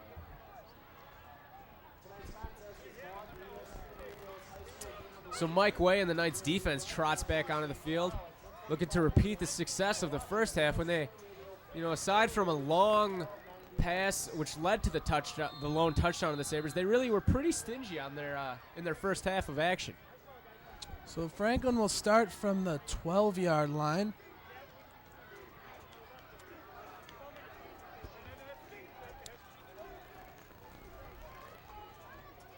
Two wideouts split out. It's a pass. It's looking towards number 15, Nate Sadi. Makes the catch for a minimal gain. Tackle made almost immediately.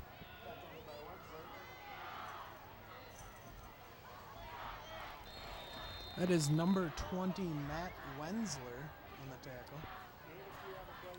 You know, one of the strengths this year for the Knights really should be their linebacking core. It's one of their deepest and most athletic that they've had in quite some time. Led by Mike Way, Robert Flores, and converted quarterback Max Hall. Along with Nick Bates there, you see.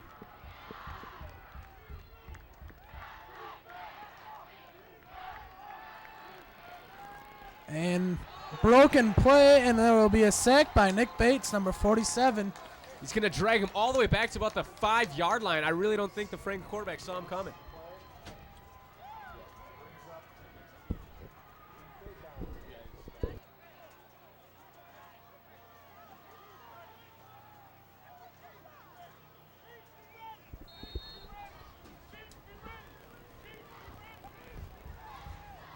So it's going to be 3rd and a mile for the Sabres. And we'll see if they can get this this passing attack back on track, if you'll excuse my rhymes. Oh, man. Always a good laugh or two when I'm here in this booth with you. Oh, boy. Memories, my friend. Magna coming on the blitz. He forces a throw. He's got him. Oh, And my goodness. He is down the sideline. Down to the 22, maybe. I believe that's Sadi on the reception again. Big play from Franklin. That was 3rd and about what looked to be about 14 yards. 3rd and 14, and they completed that. That was huge. They needed that. Check that. I believe that was Brian Madela-Catera. I apologize for the absolute butchering of your last name, Brian. That's a huge gain. That's exactly what the Knights wanted to avoid. On a 3rd and long, they were in prime position to force a punt and take over with good field position, and they just couldn't make it happen. A breakdown in coverage is what it was. I'm watching Coach Cook right now. He's livid, and it's always fun to watch him be upset. Not good for the team when he's upset, but it's always entertaining. He's quite the character, isn't he, folks? Oh! Mike Way absolutely drills the quarterback. He's slow And to get up. That he- was a vicious hit. Looks to be favoring a rib, perhaps. Way Clean, came out of but nowhere. vicious. And he's not getting up. Looks like they're going to have to bring it back up. He's writhing in pain.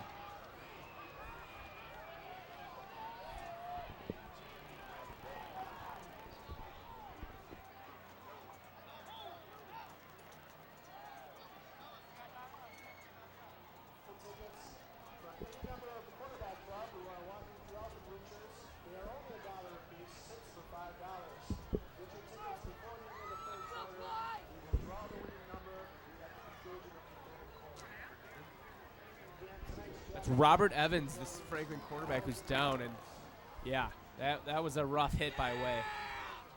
Evans was looking to the left, and Way was coming from his opposite side. He had no clue that he was coming. His opposite side would be the right. Thank you, but that was, I thought that was stated as obvious. But, you know, if that makes you feel better to let everyone know that it was on the right, we'll make Just clearing everyone things feel up, better. Mr. Napoli. But yeah, Evans' arm was up to throw. It left his ribs completely unprotected, and Way took advantage and made quite a hit. Evans, he looks to be getting up though. Helped up by his trainer, and he walks off on his own power, which is always a good thing to see. Never want to see anyone get hurt out It's here. always good. It's always good. No matter how heated the rivalry, I really don't think any Oak Creek player wants to see a Franklin guy seriously injured. Maybe a little bruised. Not too much broken, though.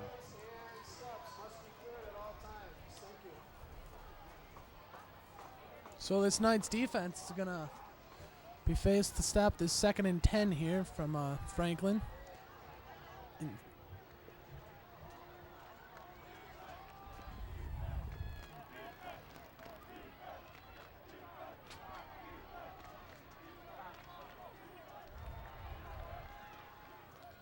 So you see the Knights are going with 3 down linemen only.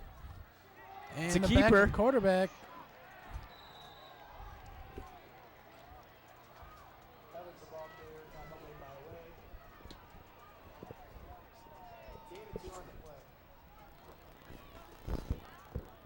Good defensive play by the Knights there, only allowing them to pick up about 2 yards.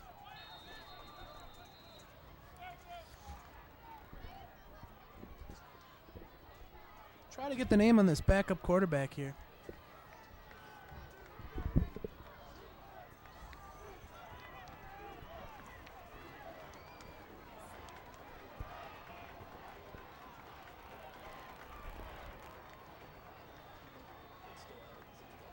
Evans seems to be back in the game. He's fine. So he just maybe had the wind knocked out of him. And there's going to be a flag on the play. Delay a game on Franklin. Taking a little too much time there in the huddle.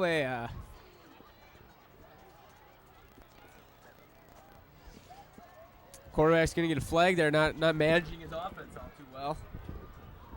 At least at this moment.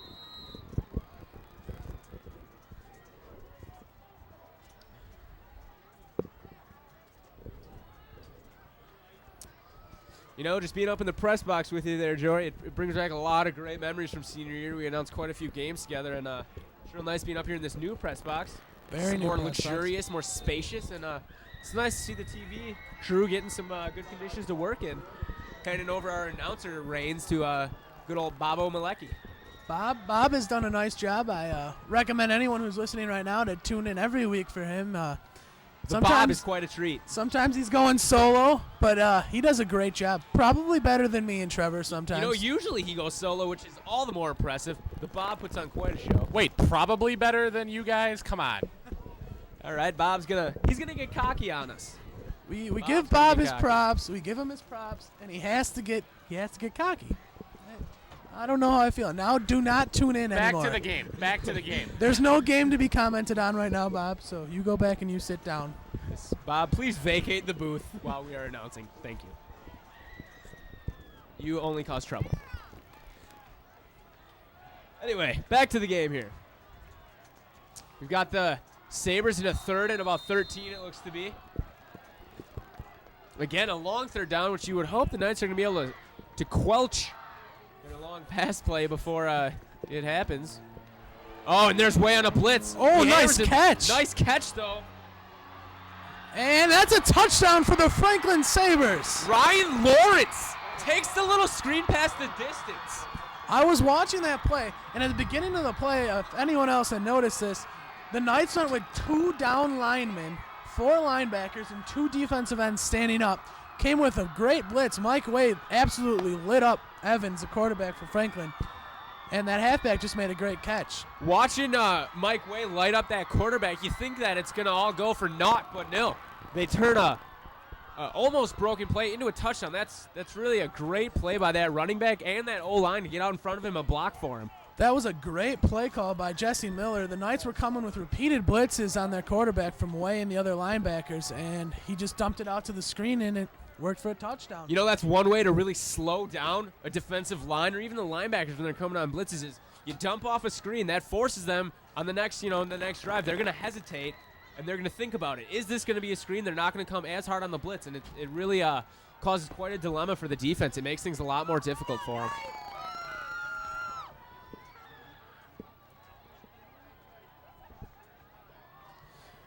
After the penalty, the Sabres will line up for a little bit longer of an extra point here.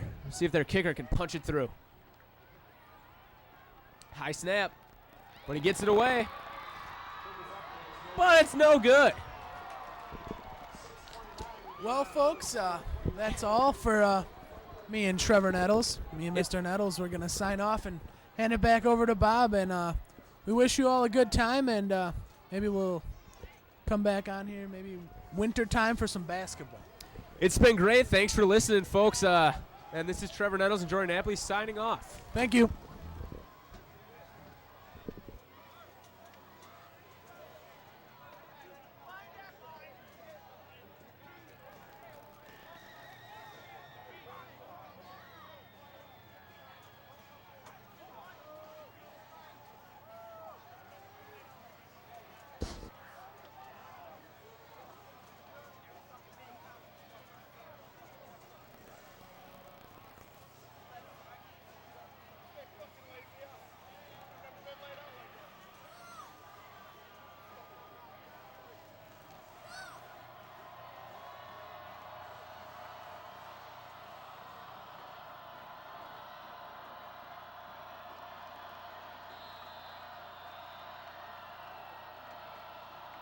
All right, folks, we're back, ready for the kickoff. I am joined by another alumni, Mike Winsky from the class of 2005 as the Knights take the kickoff across the 30 to the 33.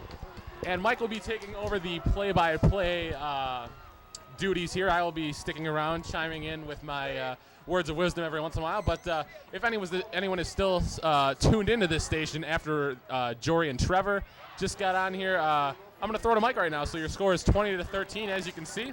And here's Mike Winsky. Mike. Thanks, Bob. Glad to be here. Glad to be back. Brings back very old memories. 6:23 left in this third quarter. 20 to 13 in favor of Oak Creek. Oak Creek is now has the ball.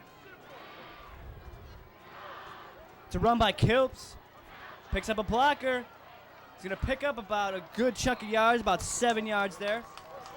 It'll be second down and 3. Mike, we've seen Kilps get some really good runs today. I mean, throughout the year, he's shown that he can really run the option well. He filled in, for Tony after that unfortunate shoulder injury when Tony moved to strong safety. But, he's really been shown, in the past, you've seen, the Knights with these stud backs and, guys that they just you wanted to pitch it to. Well, Kilps is kind of the opposite of that. I mean, they've got good backs in Shaw and Cusick, but he likes to take it down and run. He thinks run first, pitch second. That's key for an option quarterback. You got to think run first. You can't be afraid to use your body. Here's that counter again to Shaw. Shaw breaks loose. Breaks a couple tackles. He's down to the 36-yard line. First down. In my opinion, Mike, that is the best play that the Knights really can run. I mean, we've seen them run it numerous times this year in each game. They usually run it 4 or 5 times a game.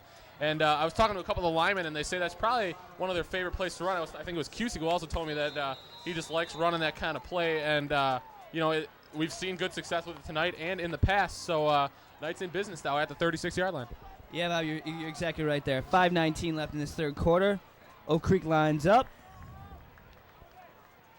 They're in the flex. Shaw in motion. Quarterback keeper by Kilps. He'll get about 4 yards in the game, up to the 30-yard line. Yeah, I mean, like you were saying, Bob, stud backs. I mean, you got to think of the guys they used to have. Jamal Butler, Brian Calhoun, now who's at Wisconsin, and he's doing pretty good this year. And then last year you had the guys like Orlando Lewis, Robert Rothy, and we've seen it this year. The Knights have used 5-6 backs a game, and they've all done good jobs. But I think the guy you have to look at right now is Kilps is really the number one guy right now. Yeah, he looks very impressive, and we haven't had a very good quarterback like that since Mortensen graduated. Oak Creek in the flex again. Shaw in motion. There's that trap again. Oh, it breaks loose. Can he break a tackle? No, he'll be brought down to the 10-yard line. First down and goal for the Knights.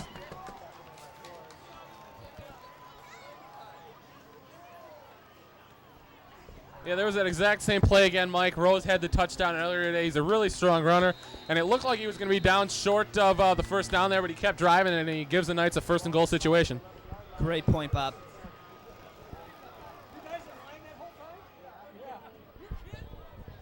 This could be a crucial score right here for Oak Creek. This could really put Franklin away. Knights need to get it back to 2 scores, get some more breathing room as we have a flag thrown.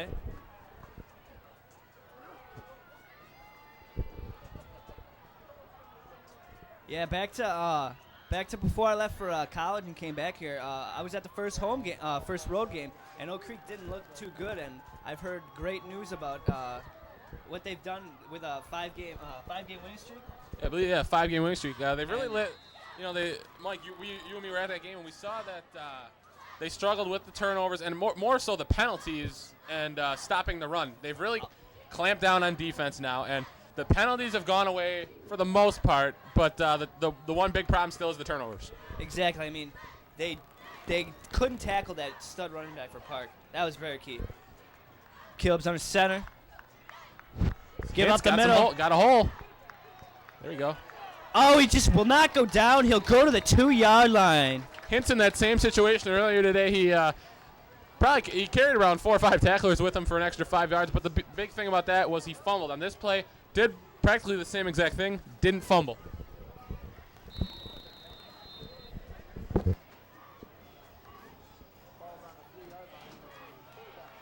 going to be 2nd and 2. Knights can still get a first down here, so they can still get a 1st and goal.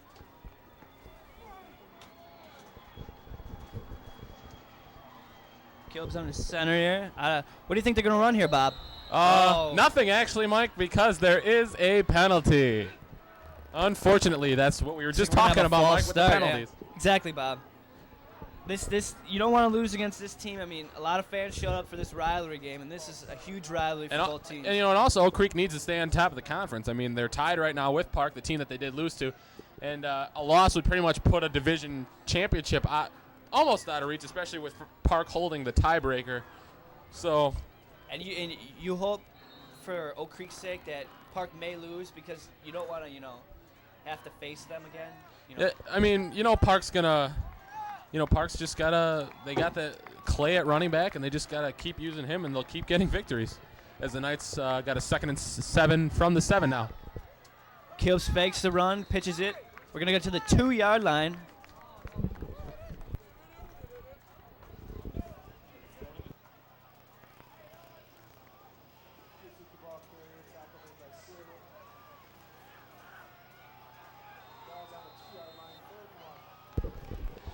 Folks, as I said earlier, we were joined by Mike Winsky, an alumni. We're going to throw another guy at you. You may have seen this guy in the stands tonight. A big blue blob, you may have described him as. Here's Matt Nadolny. Matt? Good 3rd and 1. Caleb's under center. Is a keeper. Touchdown, Caleb's. Boom shakalaka, and Oak Creek adds another point to the board. What a great way to see the hole, wait for it, and attack. Kilps with a touchdown. That's a crucial touchdown. We'll see if Franklin can come back. It is now 26-13 as Oak Creek will set up for the extra point. That touchdown's a crushing blow to the hearts of the Franklin Sabres. All we got to do now is twist the knife and go for the kill. It's a great point there. I mean, Oak Creek, this is going to be a crucial game for them. As we said, we were talking about Park. But it's also crucial for the bragging rights over Oak Creek Franklin rivalry.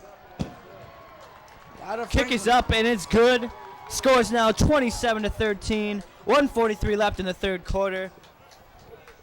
It's going to be tough for Franklin to come back, but they have the weapons to do so. It looks like they got a good passing game going on, and Franklin is known to pass. We're going to be right back in a little bit for the rest of the 3rd quarter.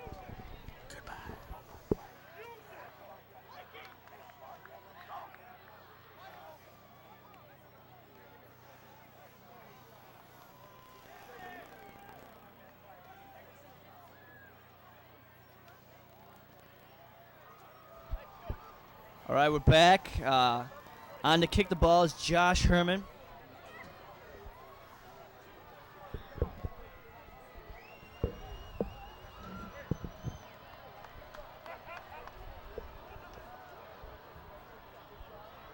We're about ready to get this kick underway here.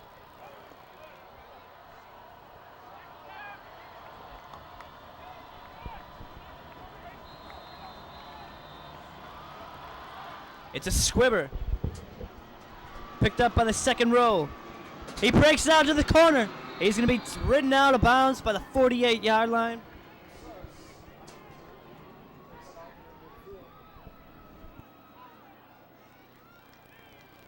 It's going to be Franklin ball on the 48. No, actually, it's going to be on the 41-yard line. No, it's 46. 1:37 left in this 3rd quarter. Oak Creek is going to want to step on their defense here. They're not going to want to let them come back in this game.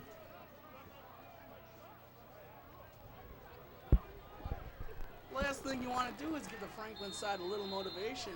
When they get that crowd behind them, that high-powered offense is sure to explode. Because, I mean, it is 1:37 left in the 3rd. I mean, there's one more quarter left, so this game is still wide open, but one more score for Oak Creek should put it away. Got to get pressure on him. Oh, they miss him. Oh, it's going to be an incomplete pass. Great pressure by Oak Creek. Yeah, Matt, you were saying about the crowd getting in there. Oak Creek's really taking the crowd out of the game today, so we'll see if Franklin can get something going here. They had a couple big plays earlier in the first half, but They've really kept the crowd out of it, and we'll see if they can maybe put a drive together here. Not looking very likely right now.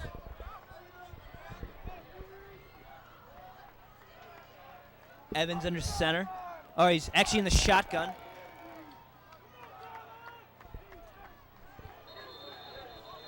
We're going to have looks like a false start penalty on Franklin. That's going to push him back. Yeah, it's going to push him back 5 yards.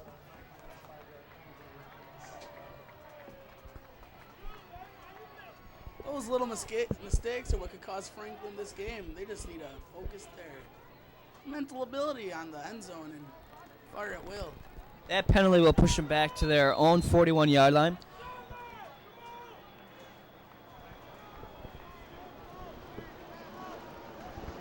As I'm looking on the field, since I've been here, it looks like Oak Creek still has their stud linebackers with Way and Flores. So looks like they're in pretty good company with those guys. Evans under center.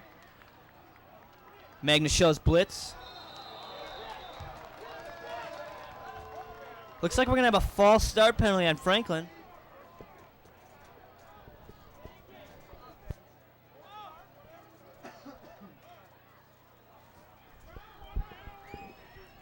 We're going to have false start on Franklin. That's going to send him back another 5 yards to the 36-yard line. These penalties are really killing Franklin's chances of coming back in this game. Mental mistakes are what's going to bring the downfall of the Sabres tonight. In my opinion.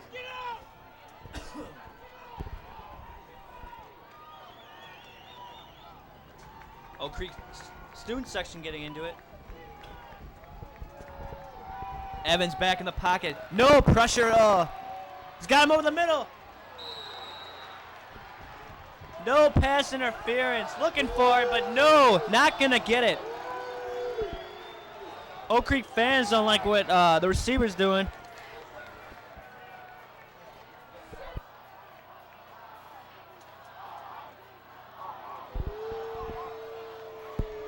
As you can hear the fans booing. Clearly not happy with the call. They thought it was offensive pass interference. Boom shakalaka. And now a word from Bob, the man. Bob, Bob, Bob, Bob. Boom shakalaka indeed, Matt. And with a $1.18 left. All right, I'm sitting next to this guy. I want to know what made him dress up like this tonight. Yeah, are you crazy, Matt? I mean, no shirt, blue paint. What's the deal here? Well, it's my senior year here at the OCHS, and I'm excited Evans over for the the middle. homecoming game. He's got him going deep. It looks like it's going to be overthrown, incomplete. That'll set up 4th down. Well, it kind of looks like he's going for an audition for the Blue Man Group, but, Hey, you might have seen this guy in the crowd, like I said earlier, the big blue blob in the student section. That was Matt Nadolny. Matt, any last words? I'm going to go back to the student section. Stay classy, Oak Creek. Thanks, Matt. So with a $1.10 left, a couple controversial non-calls. Yeah, but the penalties have really killed him. You can't have false starts if you're wanting to win this game. There's a snap. End over end kick. Magna will catch it. Doesn't get no blocking help. He'll make it up to about the 45-yard line. It'll be 1st and 10 for the Knights.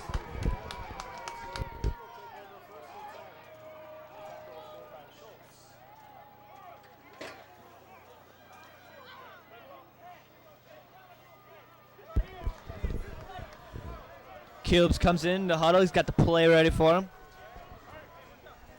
One more score would put this game out of reach for the Knights. Or, excuse me, for the Sabres. The Knights would put it out of reach.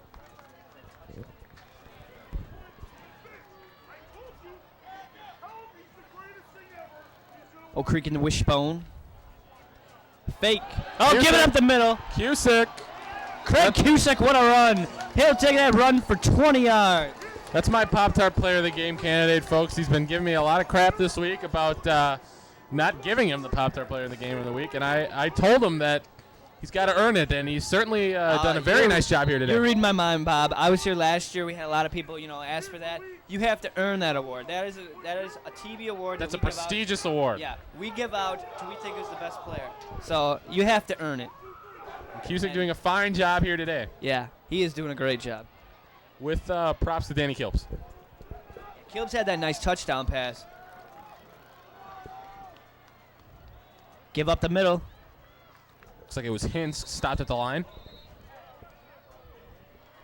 It's going to be 2nd down and 10.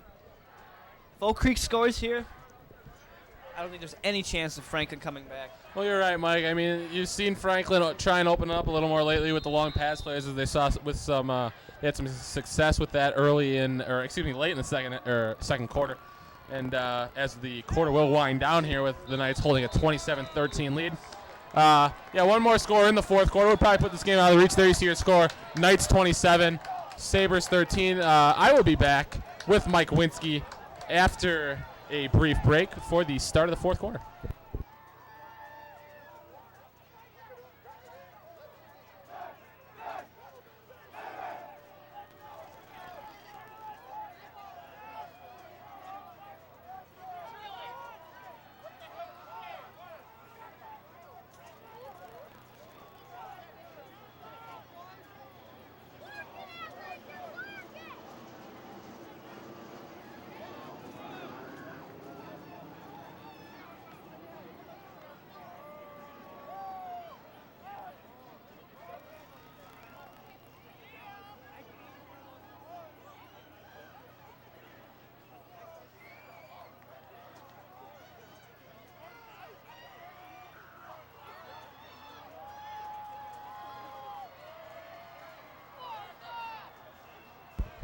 All right, folks, we're just about to get underway with the fourth quarter here. The Knights hold a 14-point lead, 27-13 over the Franklin Sabres. It will be Oak Creek's ball in Franklin territory. And once again, I'm joined by my guest play-by-play guy, a alumni of TV Workshop, Mike Winsky. Mike, take over. Thank you, Bob. We're at the start of the fourth quarter. Oak Creek looks like they're going to run wishbone here. Actually, Mike, what they're actually doing is they put a couple of back. They've been showing this formation a little bit more lately. Is they put a couple of backs in and then they throw one of the back over the right tackle and then they throw a receiver out right. And they've had some pretty good success out of here so far. This looks like a new offense. Yeah, they haven't. They didn't run it much earlier this year, but they've kind of. I think they've had some success with it and they've gone to it a little more. I've seen it run numerous times tonight, and we'll see what they can do here. Give up the middle. Looks like Cusick. No, it was Kilps on the keeper, actually, Mike. But either way, they were both stopped at the line of scrimmage.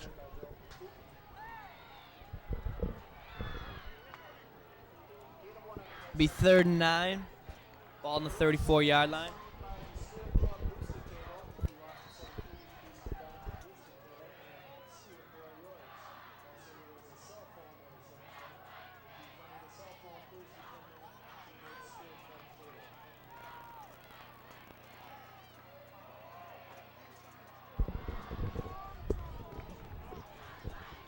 Shaw in motion. Here's that trap play again.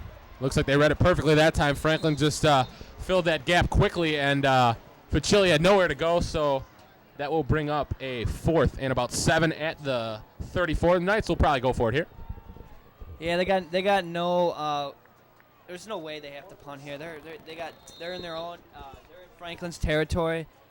Just go for 4th and long 7 here. So it'll. Remember last time the Knights had a 4th down, they ended up throwing. Which you don't see very often. And they threw it, and it was a tip pass, and Herman came down with it and got into the end zone. So we'll see if the Knights will go back to passing here. Haven't done it much else tonight. I don't know, Bob. Quote me if I'm wrong, but I think I read in the paper that Trinko is ranked 18th in the state. You know, that is right, Mike, and that was actually a topic of discussion this week for the Franklin coaching staff. I don't know if you heard about this, but there was a lot of things said and things sent, actually, to the Oak Creek side. There was some words said about some Oak Creek players that we won't get into, but which do include Matt Trinko, who, because of his size,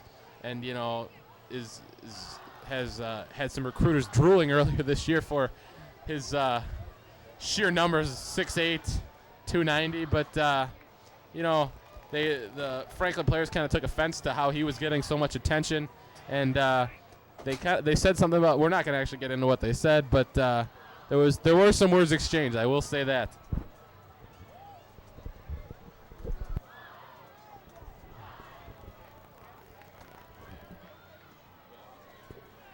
We have a timeout here.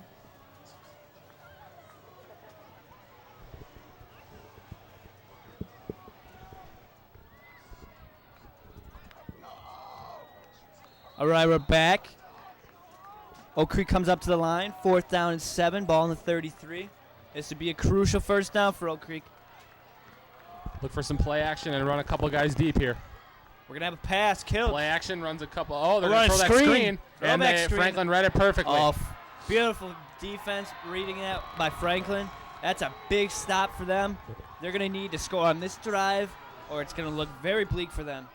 So with 10:23 left, Oak Creek trying to run that screen that they've seen some success with this year, but one of the Franklin DBs just got up and hit Mike Hintz at the original line of scrimmage, and the Knights turn it over to the Sabres. And as I believe, this is pretty much a crucial game for Franklin.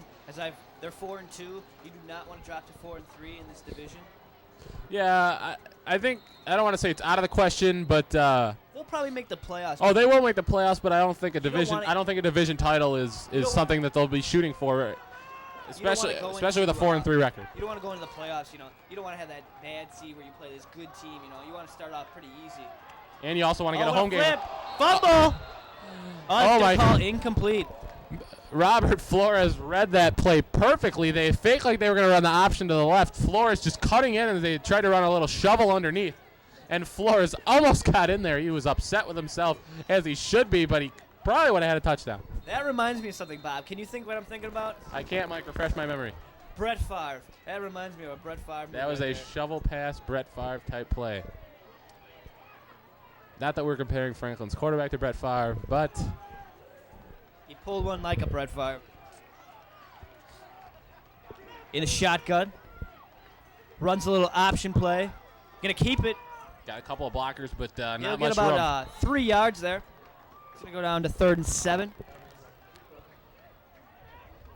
And the Knights have done a really good job of that today. They haven't given Franklin a lot of 3rd and short, 2nd and short opportunities. They have allowed their fair share of big plays, 10-yard plus plays, but really they've contained them very well tonight. They've only allowed 13 points as the clock is running at 10 minutes left. So we'll see if they can continue to hold here as Franklin looking to get back into this game. Looks like Franklin really likes to run a lot of shotgun. Last year with Hempel, I believe, they used to run a lot of shotgun. Oh, there's way on the blitz. Almost got him. Passes up. Oh, it's just over his head. Incomplete. We're going to go to 4th and 9. Yeah, like you were saying, Mike, about Hempel, we talked about that earlier in the broadcast about how, last year it was pretty much throw every down, and then they would spread it out and run draws and little, shovel plays like we've seen a few of tonight. And, it was pretty much the shotgun spread type offense the whole time. This year, Franklin likes to mix it up a little more. They have Ewell Blevins at running back, a big bruising running back, and then they have some speed at receiver with Hagens and the track star at running back. And, their quarterback, he's not as good as Hempel, but still a very solid quarterback. So here you go. The Knights don't send anyone deep here for the punt, and it'll fall dead at the 26. You do not want to send guys back there. You don't want to touch it and actually fumble it and give Franklin some momentum. You just want to run the clock, run like Coach Shook knows how to do. Just run the clock out. You don't really need to score. If you're gonna score, you're gonna score, but just slowly grind it out fashion game. And it looks like we have a flag down on the field. The Knights offense was actually ready to come on the field. A few of them already got on the field, but there was a flag thrown in the backfield, or the back of the Franklin zone. So we will see a re-kick, I believe. And since it's moved back, they will send Tony Magna out there for the return. Looks like they're going to move it back 5 yards, I believe. I believe it was they're going to move it back 10. I think it was a holding call they got him for. This is a crucial penalty. This is going to give Oak Creek great field position. They're going to probably have it inside their own 50. pending a good return by Magny. He hasn't had many opportunities today. That's because the punts have been relatively bad for the Franklin punter.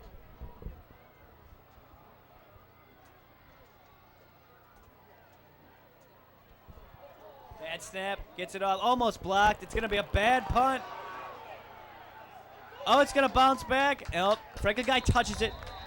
And that punt, Mike, lands About at the 31-yard line, actually, Mike. But that's not a very good punt. I think I don't know if the pressure forced him to kick it off the side of his foot or what, but Knights will take over in very good field position with under 10 minutes to go, officially 9:39 and a 14-point lead. I'm sure that pressure really had a factor with that punt. A couple of guys coming in on the left side for the Knights on that last punt block. And, Mike, I don't know if you saw this last week, but Oak Creek got on the board with a punt block at Tremper, and that was key in getting the Knights on the board and end up getting a 14-0 win.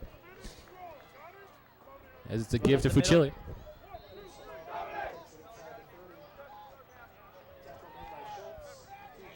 Tackle was made by Schultz. He's been on a few today. That was a gain of 3, 2nd and 7, ball in the 27.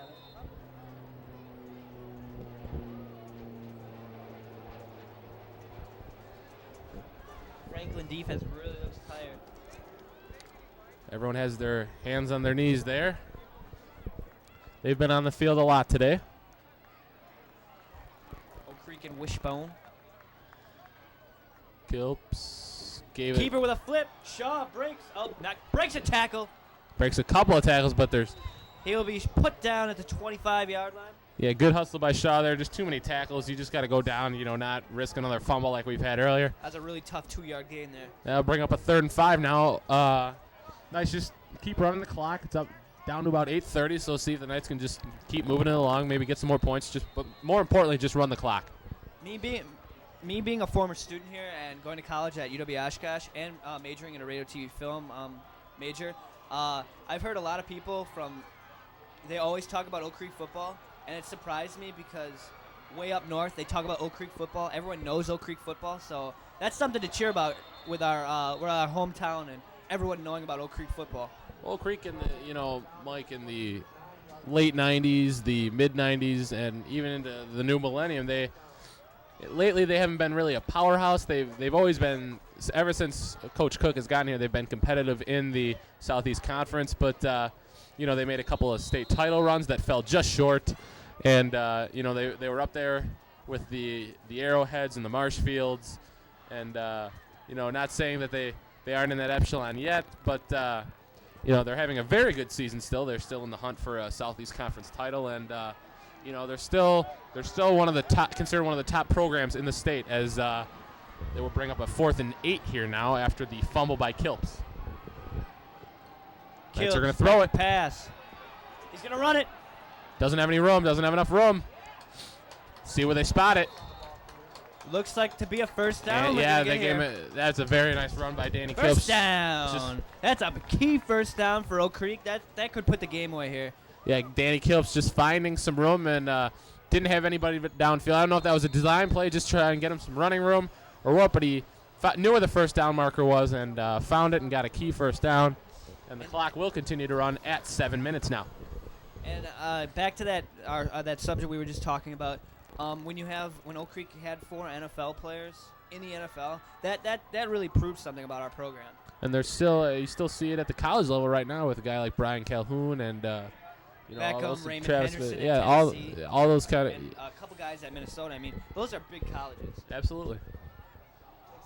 As, the Knights go up the middle for 3. Gain of 4 on the play. Ball on the 15-yard line. Just a quick injury note. It looks like Cusick, who came off the field earlier in the game, looks like he was limping, still slightly limping, just a little bit. As you've seen, he's been back in. He's had some decent runs, so looks like it might have just been re-aggravating an injury that he had earlier this year. Looks like he was having some leg problems earlier this year, so he looks to be just fine. As Hintz takes it up the middle for a few. Bring up a 3rd and short.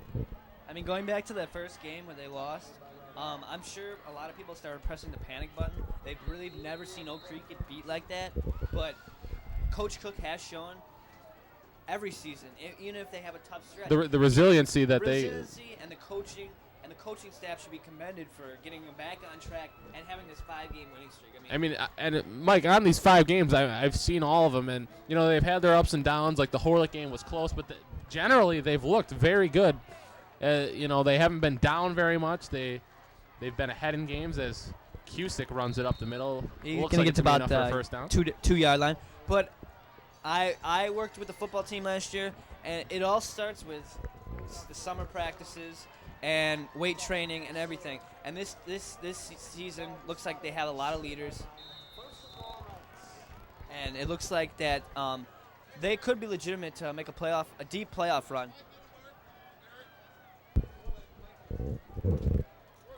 So 5 minutes left now. Once again, I'm joined by alumni Mike Winsky. We were joined by alumni all today. I'd like to thank the alumni that came back: Patty Malicki, Dan Siegel, Jory, Trevor Nettles. As the Knights score a touchdown, but Touchdown, there's going to be a flag, though. There is a flag. Also like to thank Mike Winsky, and Mike will be staying with us for a couple of more minutes. We'll get this flag checked out. Looks like it's in the area of a hold. No. Looks like it's going to be on Franklin. That could be a touchdown here. That's going to put the game away if it goes against Franklin. Knights players were clapping after the refs huddled to discuss the penalty. So we'll see if it's against Franklin. It's against Franklin. Touchdown for Kilps. That will put him ahead. Pretty big now. 30. If they can hit the extra point, 34-13, that's going to put the game away with only 4:54 left in this game. Great valiant effort by Franklin. Just Oak Creek is way too much power. They got more power they're just a better team, to say, than Franklin. But Franklin always gives a valiant effort against Oak Creek. Comes Herman for the extra point. He struggled today. Here's the snap. Extra point is up and good. Looks like he finally got one. That's With good to see. Josh get one through. 4:54 left in the fourth quarter, Oak Creek takes their lead 34-13.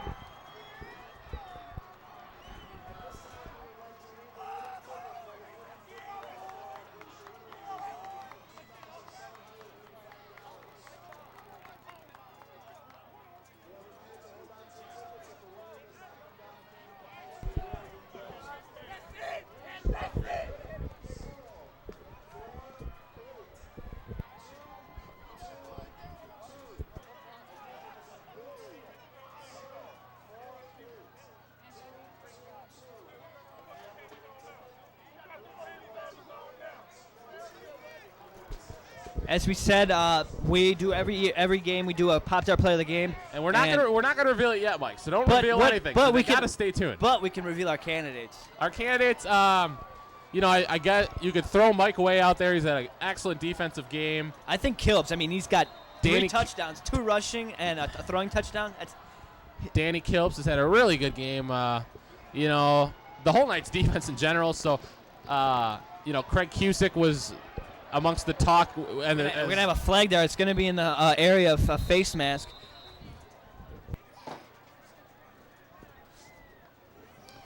So that's probably going to give them it looked like a 15-yarder, but who knows. We'll see what the call is.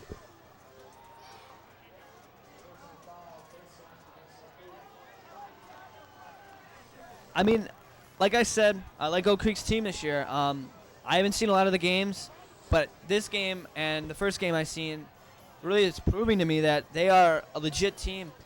They don't have all they don't have the Travis Beckhams. They don't have the Raymond Hendersons of last year, the leaders of the team.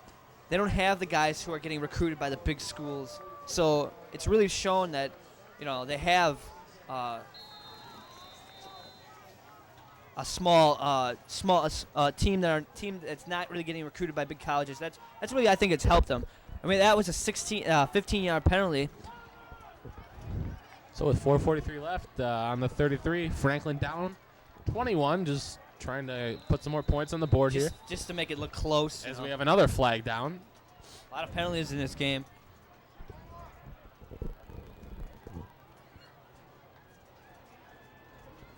Looks like it's in the area of a offsides, actually, on Oak Creek. So that'll move it forward 5 yards. Another penalty on the Knights. Knights limiting the turnovers more today, but the penalties still kind of a problem. We've seen the turnovers be a problem in the past as well.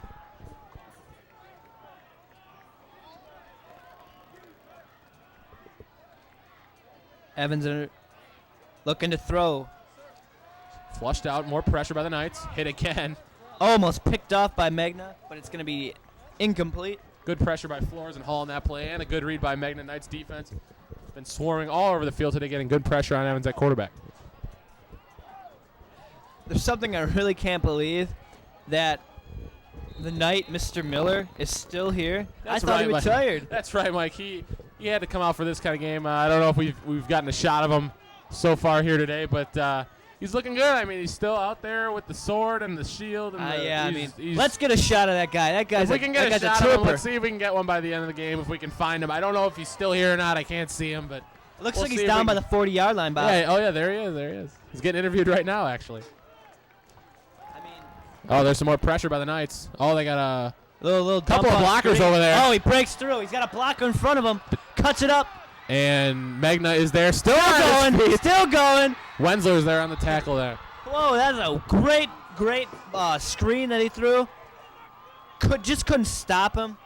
Got all the way down to the 25-yard line, about the 27-yard line. First down for Franklin.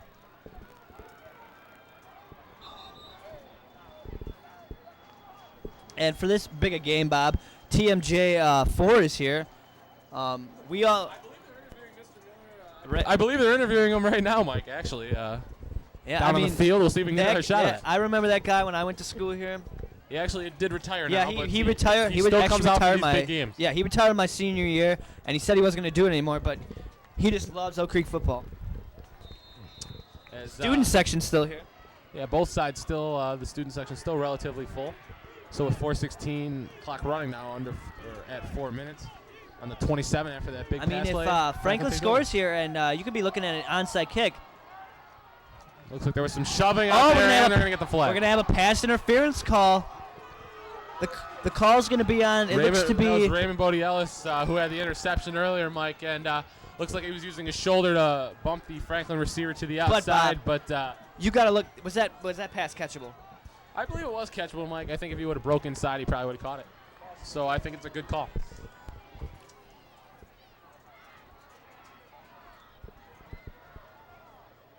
Looks like we're going to have a timeout. One of the coaches calling timeout. No, Hubba's telling him to stay in the field. So looks like there was some confusion there. Franklin's still driving here, looking to get some more points on the board. Clock at you may think this is wild, Bob, but if they score here, I think they're going to go for an onside kick. Well, I do think it is wild, Mike. I don't think they can come back in this game. I think they can try and make it interesting. They can make it interesting. I think they'll make it respectable, but I think Oak Creek's got this one locked up. As well as I agree with that. There is Mr. Miller. You just saw him sneak out of your screen there. And he still loves coming to these games, folks. We have a timeout here. Once again, I'm joined by a TV Workshop alumni, Mike Winsky, as I have been all night by various Workshop alumni. We do it every year for the homecoming game. It's been a very good homecoming week, relatively good homecoming week, and there's been some things in the rivalry of Oak Creek and Franklin that have gone on this week. I will not allude to them. You can find out on your own, but it's been a very interesting week, and I'm sure everyone on the Oak Creek sideline is extremely happy that the Knights are up by 3 scores on the Sabres, and with 2 games left, Mike, the Knights are pending a Racine Park loss. Will win the conference, and with that conference win, you get some home playoff games, you get some easy playoff games, and maybe make a playoff run. I've been watching Oak Creek football for a long time. I love the conference wins, but let's bring the state title home this year. We will see, Mike. First things first, we just, you'd like to see a conference title as Franklin looking to throw back across. Got it in the corner of the end zone. Oh, just out of his hands. But like we were saying, Mike, you always just like to see, the Knights go deep into the playoffs. They haven't done it very much in the last couple of years. They had those runs in the 90s, but you always like to see that kind of stuff, and the school just gets really excited over that kind of stuff. You're like you talked back in the 90s. They played a lot of tough teams. The DC Everest. You have to be ready for those teams. Oh, absolutely. And a key game is, let me allude to this, Mike. key game couple of weeks. McGuanago against Arrowhead. So that will be a game for you high school football fans if you want to see kind of Creek will be state looking at ranking, that too, yeah. state ranking implications there. Creek I will be mean, looking at those that. are They may two, probably have to meet one of those teams if they go deep into the playoffs. Like last year, they played McGuanago. as that pass falls incomplete. Those are two of the upper echelon programs that you consider. You throw in with the Oak Creeks, maybe not as of late, but you throw in them, and that's going to be a big game. And I hear back at school, I got friends from Arrowhead, and I hear a lot about the rivalry we've had for the past couple of years. I don't know if you can call it a rivalry. Not recently, but I mean, We played, years you know, ago. with the Yeah, Tyler the couple. Donovans Yeah, and- yes. As it will bring up a 3rd and 10 now for Franklin. With a Quarterback draw. keeper by Evans. Still fighting for yards. You know, Mike, we bring up the schedule, and I just want to remind our fans that the Knights have 2 games remaining: Kenosha Tremper and South Milwaukee. That South Milwaukee game should be fun. Yeah, it should be fun. We don't want to guarantee it already, but We don't want to talk They South are- Milwaukee down. They're a fine program, but we will.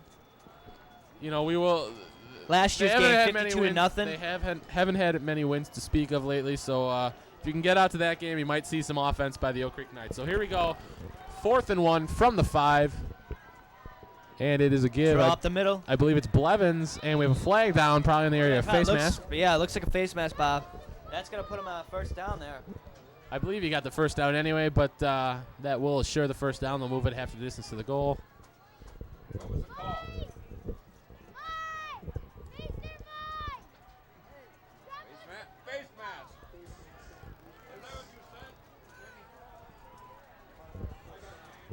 We got a fan in front of the booth looking for the call. It was a face mask, and that will move it 2.5 yards forward. It was. It was a very good call. Yes.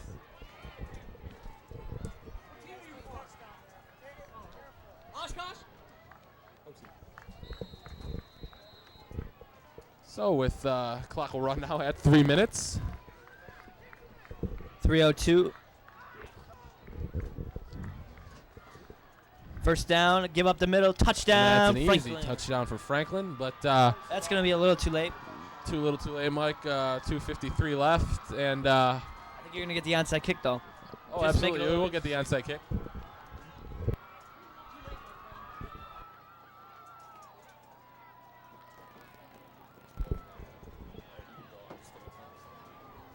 We're going to get the extra point here. Franklin student section still here supporting their team. That's what you like to see at this level of sports.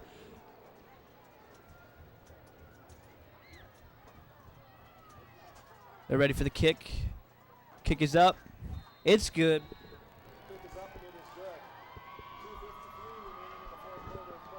Franklin will be now down by 14.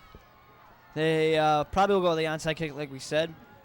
I like to say, as an average college fan, tomorrow watch Wisconsin play. Brian Calhoun, former student of Oak Creek, having an incredible season. Actually, Mike, a former TV Workshop alumni. It's, that it's too. unfortunate that we couldn't get him back here tonight, obviously, because he has a game tomorrow. Yeah. But one quick thing, fans, I just wanted to let you know we are having a little camera difficulty right now. We are down to one camera. We will give you what we can. Stay tuned. At a minute left, I will give you the Pop-Tart player or players of the game, so stay tuned for that. And You wouldn't want to miss it. you don't want to miss that, and especially on this homecoming game. And we'll see if Franklin will go for the onside kick here, Mike. And if you're craving some Pop-Tarts, Pick and Save's got what you need. These Pick and Save provides the Pop-Tarts for every game, as we are looking for an onside kick here most likely, as they are overloading the left side. Here's the kick. It's going Let's get it 10 10. yards. And Ball's loose. Who's got it? it looks like Oak it fell Creek. by a couple Looks of like Oak Oak Creek Creek- players, but Oak Creek we saying can't they be got for sure it. now. They're going to fight over it, though. It's Oak Creek's ball. Well, I love coming back here and doing these games. It's one of my favorite things to do, and as what my major at school is going to be. So I'd like to thank Mr. Stock for having me come back, and I'll be back next year hopefully. And I'm going to give it to Bob now to take your rest away. Thanks a lot, Mike. Thanks for coming back. I'd like to personally thank all of our alumni who have come back here today and helped me with the broadcast. Patty Malicki, Dan Siegel, Trevor Nettles, Jory Napoli, and Mike Winsky. And they've all done a wonderful job. And I will take you the rest of the way here with 2:49 left to go in the fourth quarter. At the 46, the Knights take over. Most likely looking to just run the clock here, as Kilps will give it up the middle to Cusick. Cusick driving across the 50 into Sabre territory at the 49.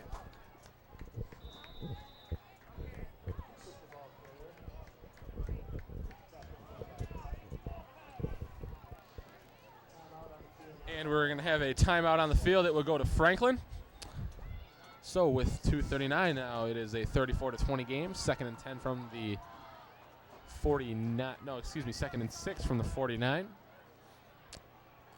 And just stay tuned, folks. Just a minute and a half. We will get you our Pop-Tart players of the game. I'm saying there's more than one player deserving of the Pop-Tarts today, but stay tuned to find out who it will be.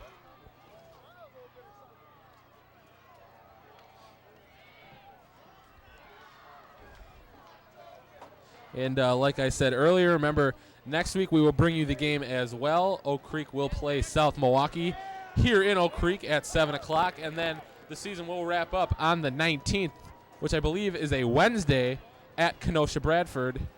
That is also a 7 o'clock start. I believe it is at Carthage College. And Knights already guaranteed a playoff game, so we will wait and see what the rest of the year brings for the Knights as they try and wrap up this homecoming win. Kilps to Rose. Rose, hole up the middle. He's got open field in front of him to the 20, the 10, the 5. Touchdown. Damone Rose with a huge hole up the middle. His second touchdown run of the day. And the Knights have doubled up the Franklin Sabres 40-20 with 2:28 to go in the fourth quarter.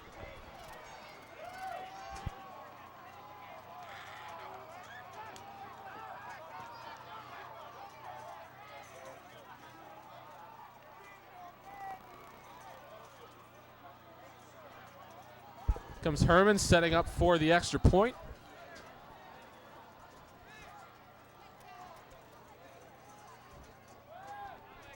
Kick is up, and there's a flag down. The kick was good, but we'll wait and see what the flag was. A lot of flags this year for Oak Creek. It's one thing that I've been to almost every football game for the past few years, and it's just one thing you haven't seen with Coach Cook's teams is that they're usually very disciplined, good offensive lines, not a lot of penalties in that area, but not taking anything away from Cook or the players. We've just seen a little more trouble on the penalty part of the game. But I believe they're going to say it was good. I'm not sure. We're going to have a personal foul on Franklin. So they will say it's good. Then it will bring us to a 41-20 game with 2:28 left.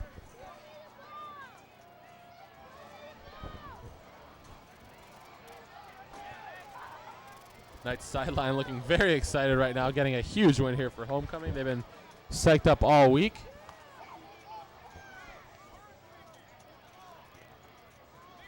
Here you see the score, 41-20. Oak Creek leads.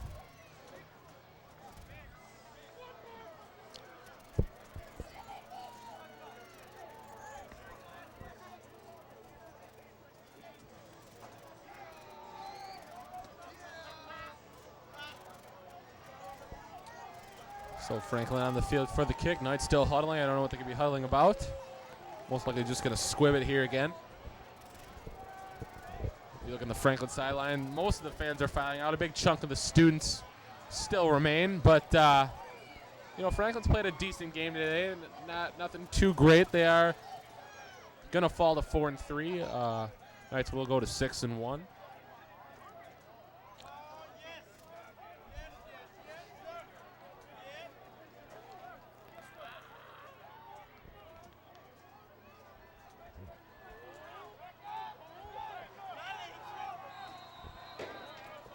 Herman in for the kick, and he kicks it deep this time. Dropped at the 5, and the Knights looking to get down there. A couple of guys down there, makes a nice move, and he's got a little seam down the left sideline. Herman looking to make the tackle, and he does near the 30-yard line.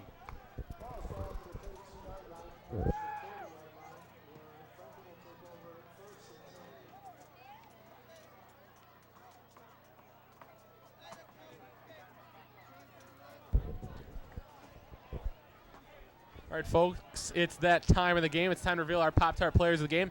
Tonight's Pop-Tart player of the game, there were 3 of them, actually. First one is number 34, Craig Cusick, number 3, Danny Kilps, and number 8, Mike Way. We had trouble fitting it on the screen because there are so many great players that we had today. Cusick, I don't want to say that that's a pity pick because he was complaining all week, but it might be. I'm not going to say for sure. Danny Kilps and Mike Way both played great games on each side of Kilps on the offensive side of the ball had great runs, controlling the offense all day, and Way had some really big sacks here today, and a lot of tackles too. As that pass is complete across the 40 to the 44.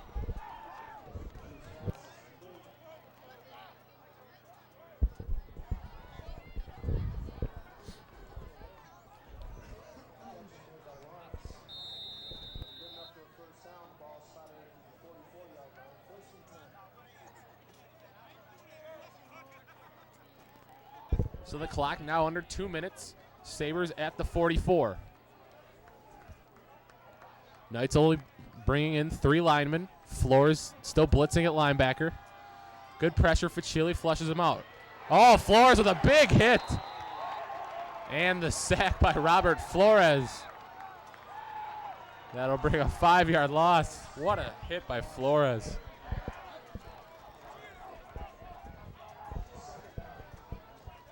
That'll bring up 2nd and 15.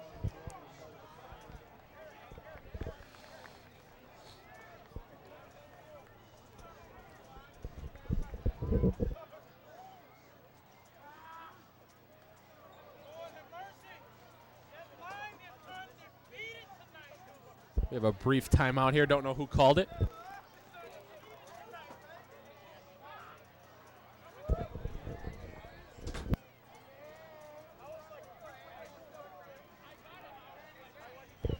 And we were just about to get underway here with a $1:37 left in the second half. Nice with a 41-20 lead.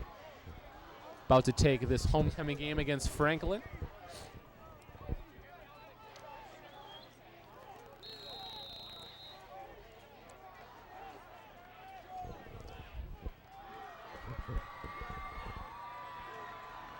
So here's Evans under center. He's going to get a quick throw to the right. Got a receiver out there down the right side. Begna making a nice tackle to keep him in bounds and keep the clock running at a $1:30 with a 21-point lead for the Knights. This game all out of reach for the Sabres. Sabres will fall to 4-3, as I said earlier. Knights will move to 6-1 next week against South Milwaukee.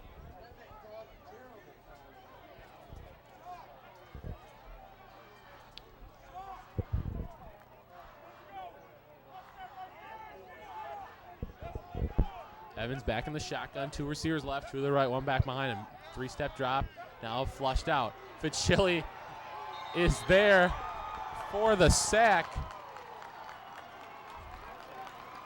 The other man that was there, that was Charlie Castona, I believe. Yes, number 48 Castona and Fitzchili was there. That will move them back to a 4th and an eternity for the Sabres, as their first down will be at the 45. They'll give it 4th and 24.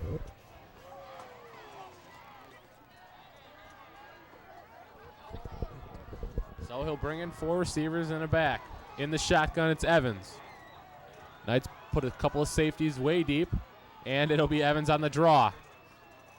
He's got a little room. He gets 15 yards, but it won't be enough for the first down, and the Knights will take over with the clock running to 4 seconds. So the Knights will have to run one more play. The Knights actually running onto the field, but they thought they had won the game, but since it's a possession change, the Knights will have to run one more play just to kneel down. Once again, our Pop-Tart players of the game, Danny Kilps, Craig Cusick, and Mike Way. All 3 of whom played very good games. I'd probably say Kilps and Way had more of a Pop-Tart player of the game performance than Cusick. I'm sure Craig will not be happy with me next week. But Craig, you got your Pop-Tart player of the game performance. You had a very good game, even coming off an injury, to get some very tough yards, as the Knights will take one more knee here for the win. And a 41-20 win against the Sabres.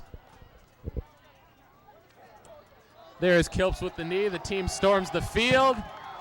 And your final score is the Oak Creek Knights 41, Franklin Sabres 20. I'm Bob Malicki. I'd like to thank you for watching. Folks, tune in next week, Friday, when Oak Creek will play South Milwaukee. It proves to be a big game for Oak Creek, as South Milwaukee is not one of the upper echelon programs in the Southeast Conference. So I'd like to thank you for watching, and please tune in next week. Thank you.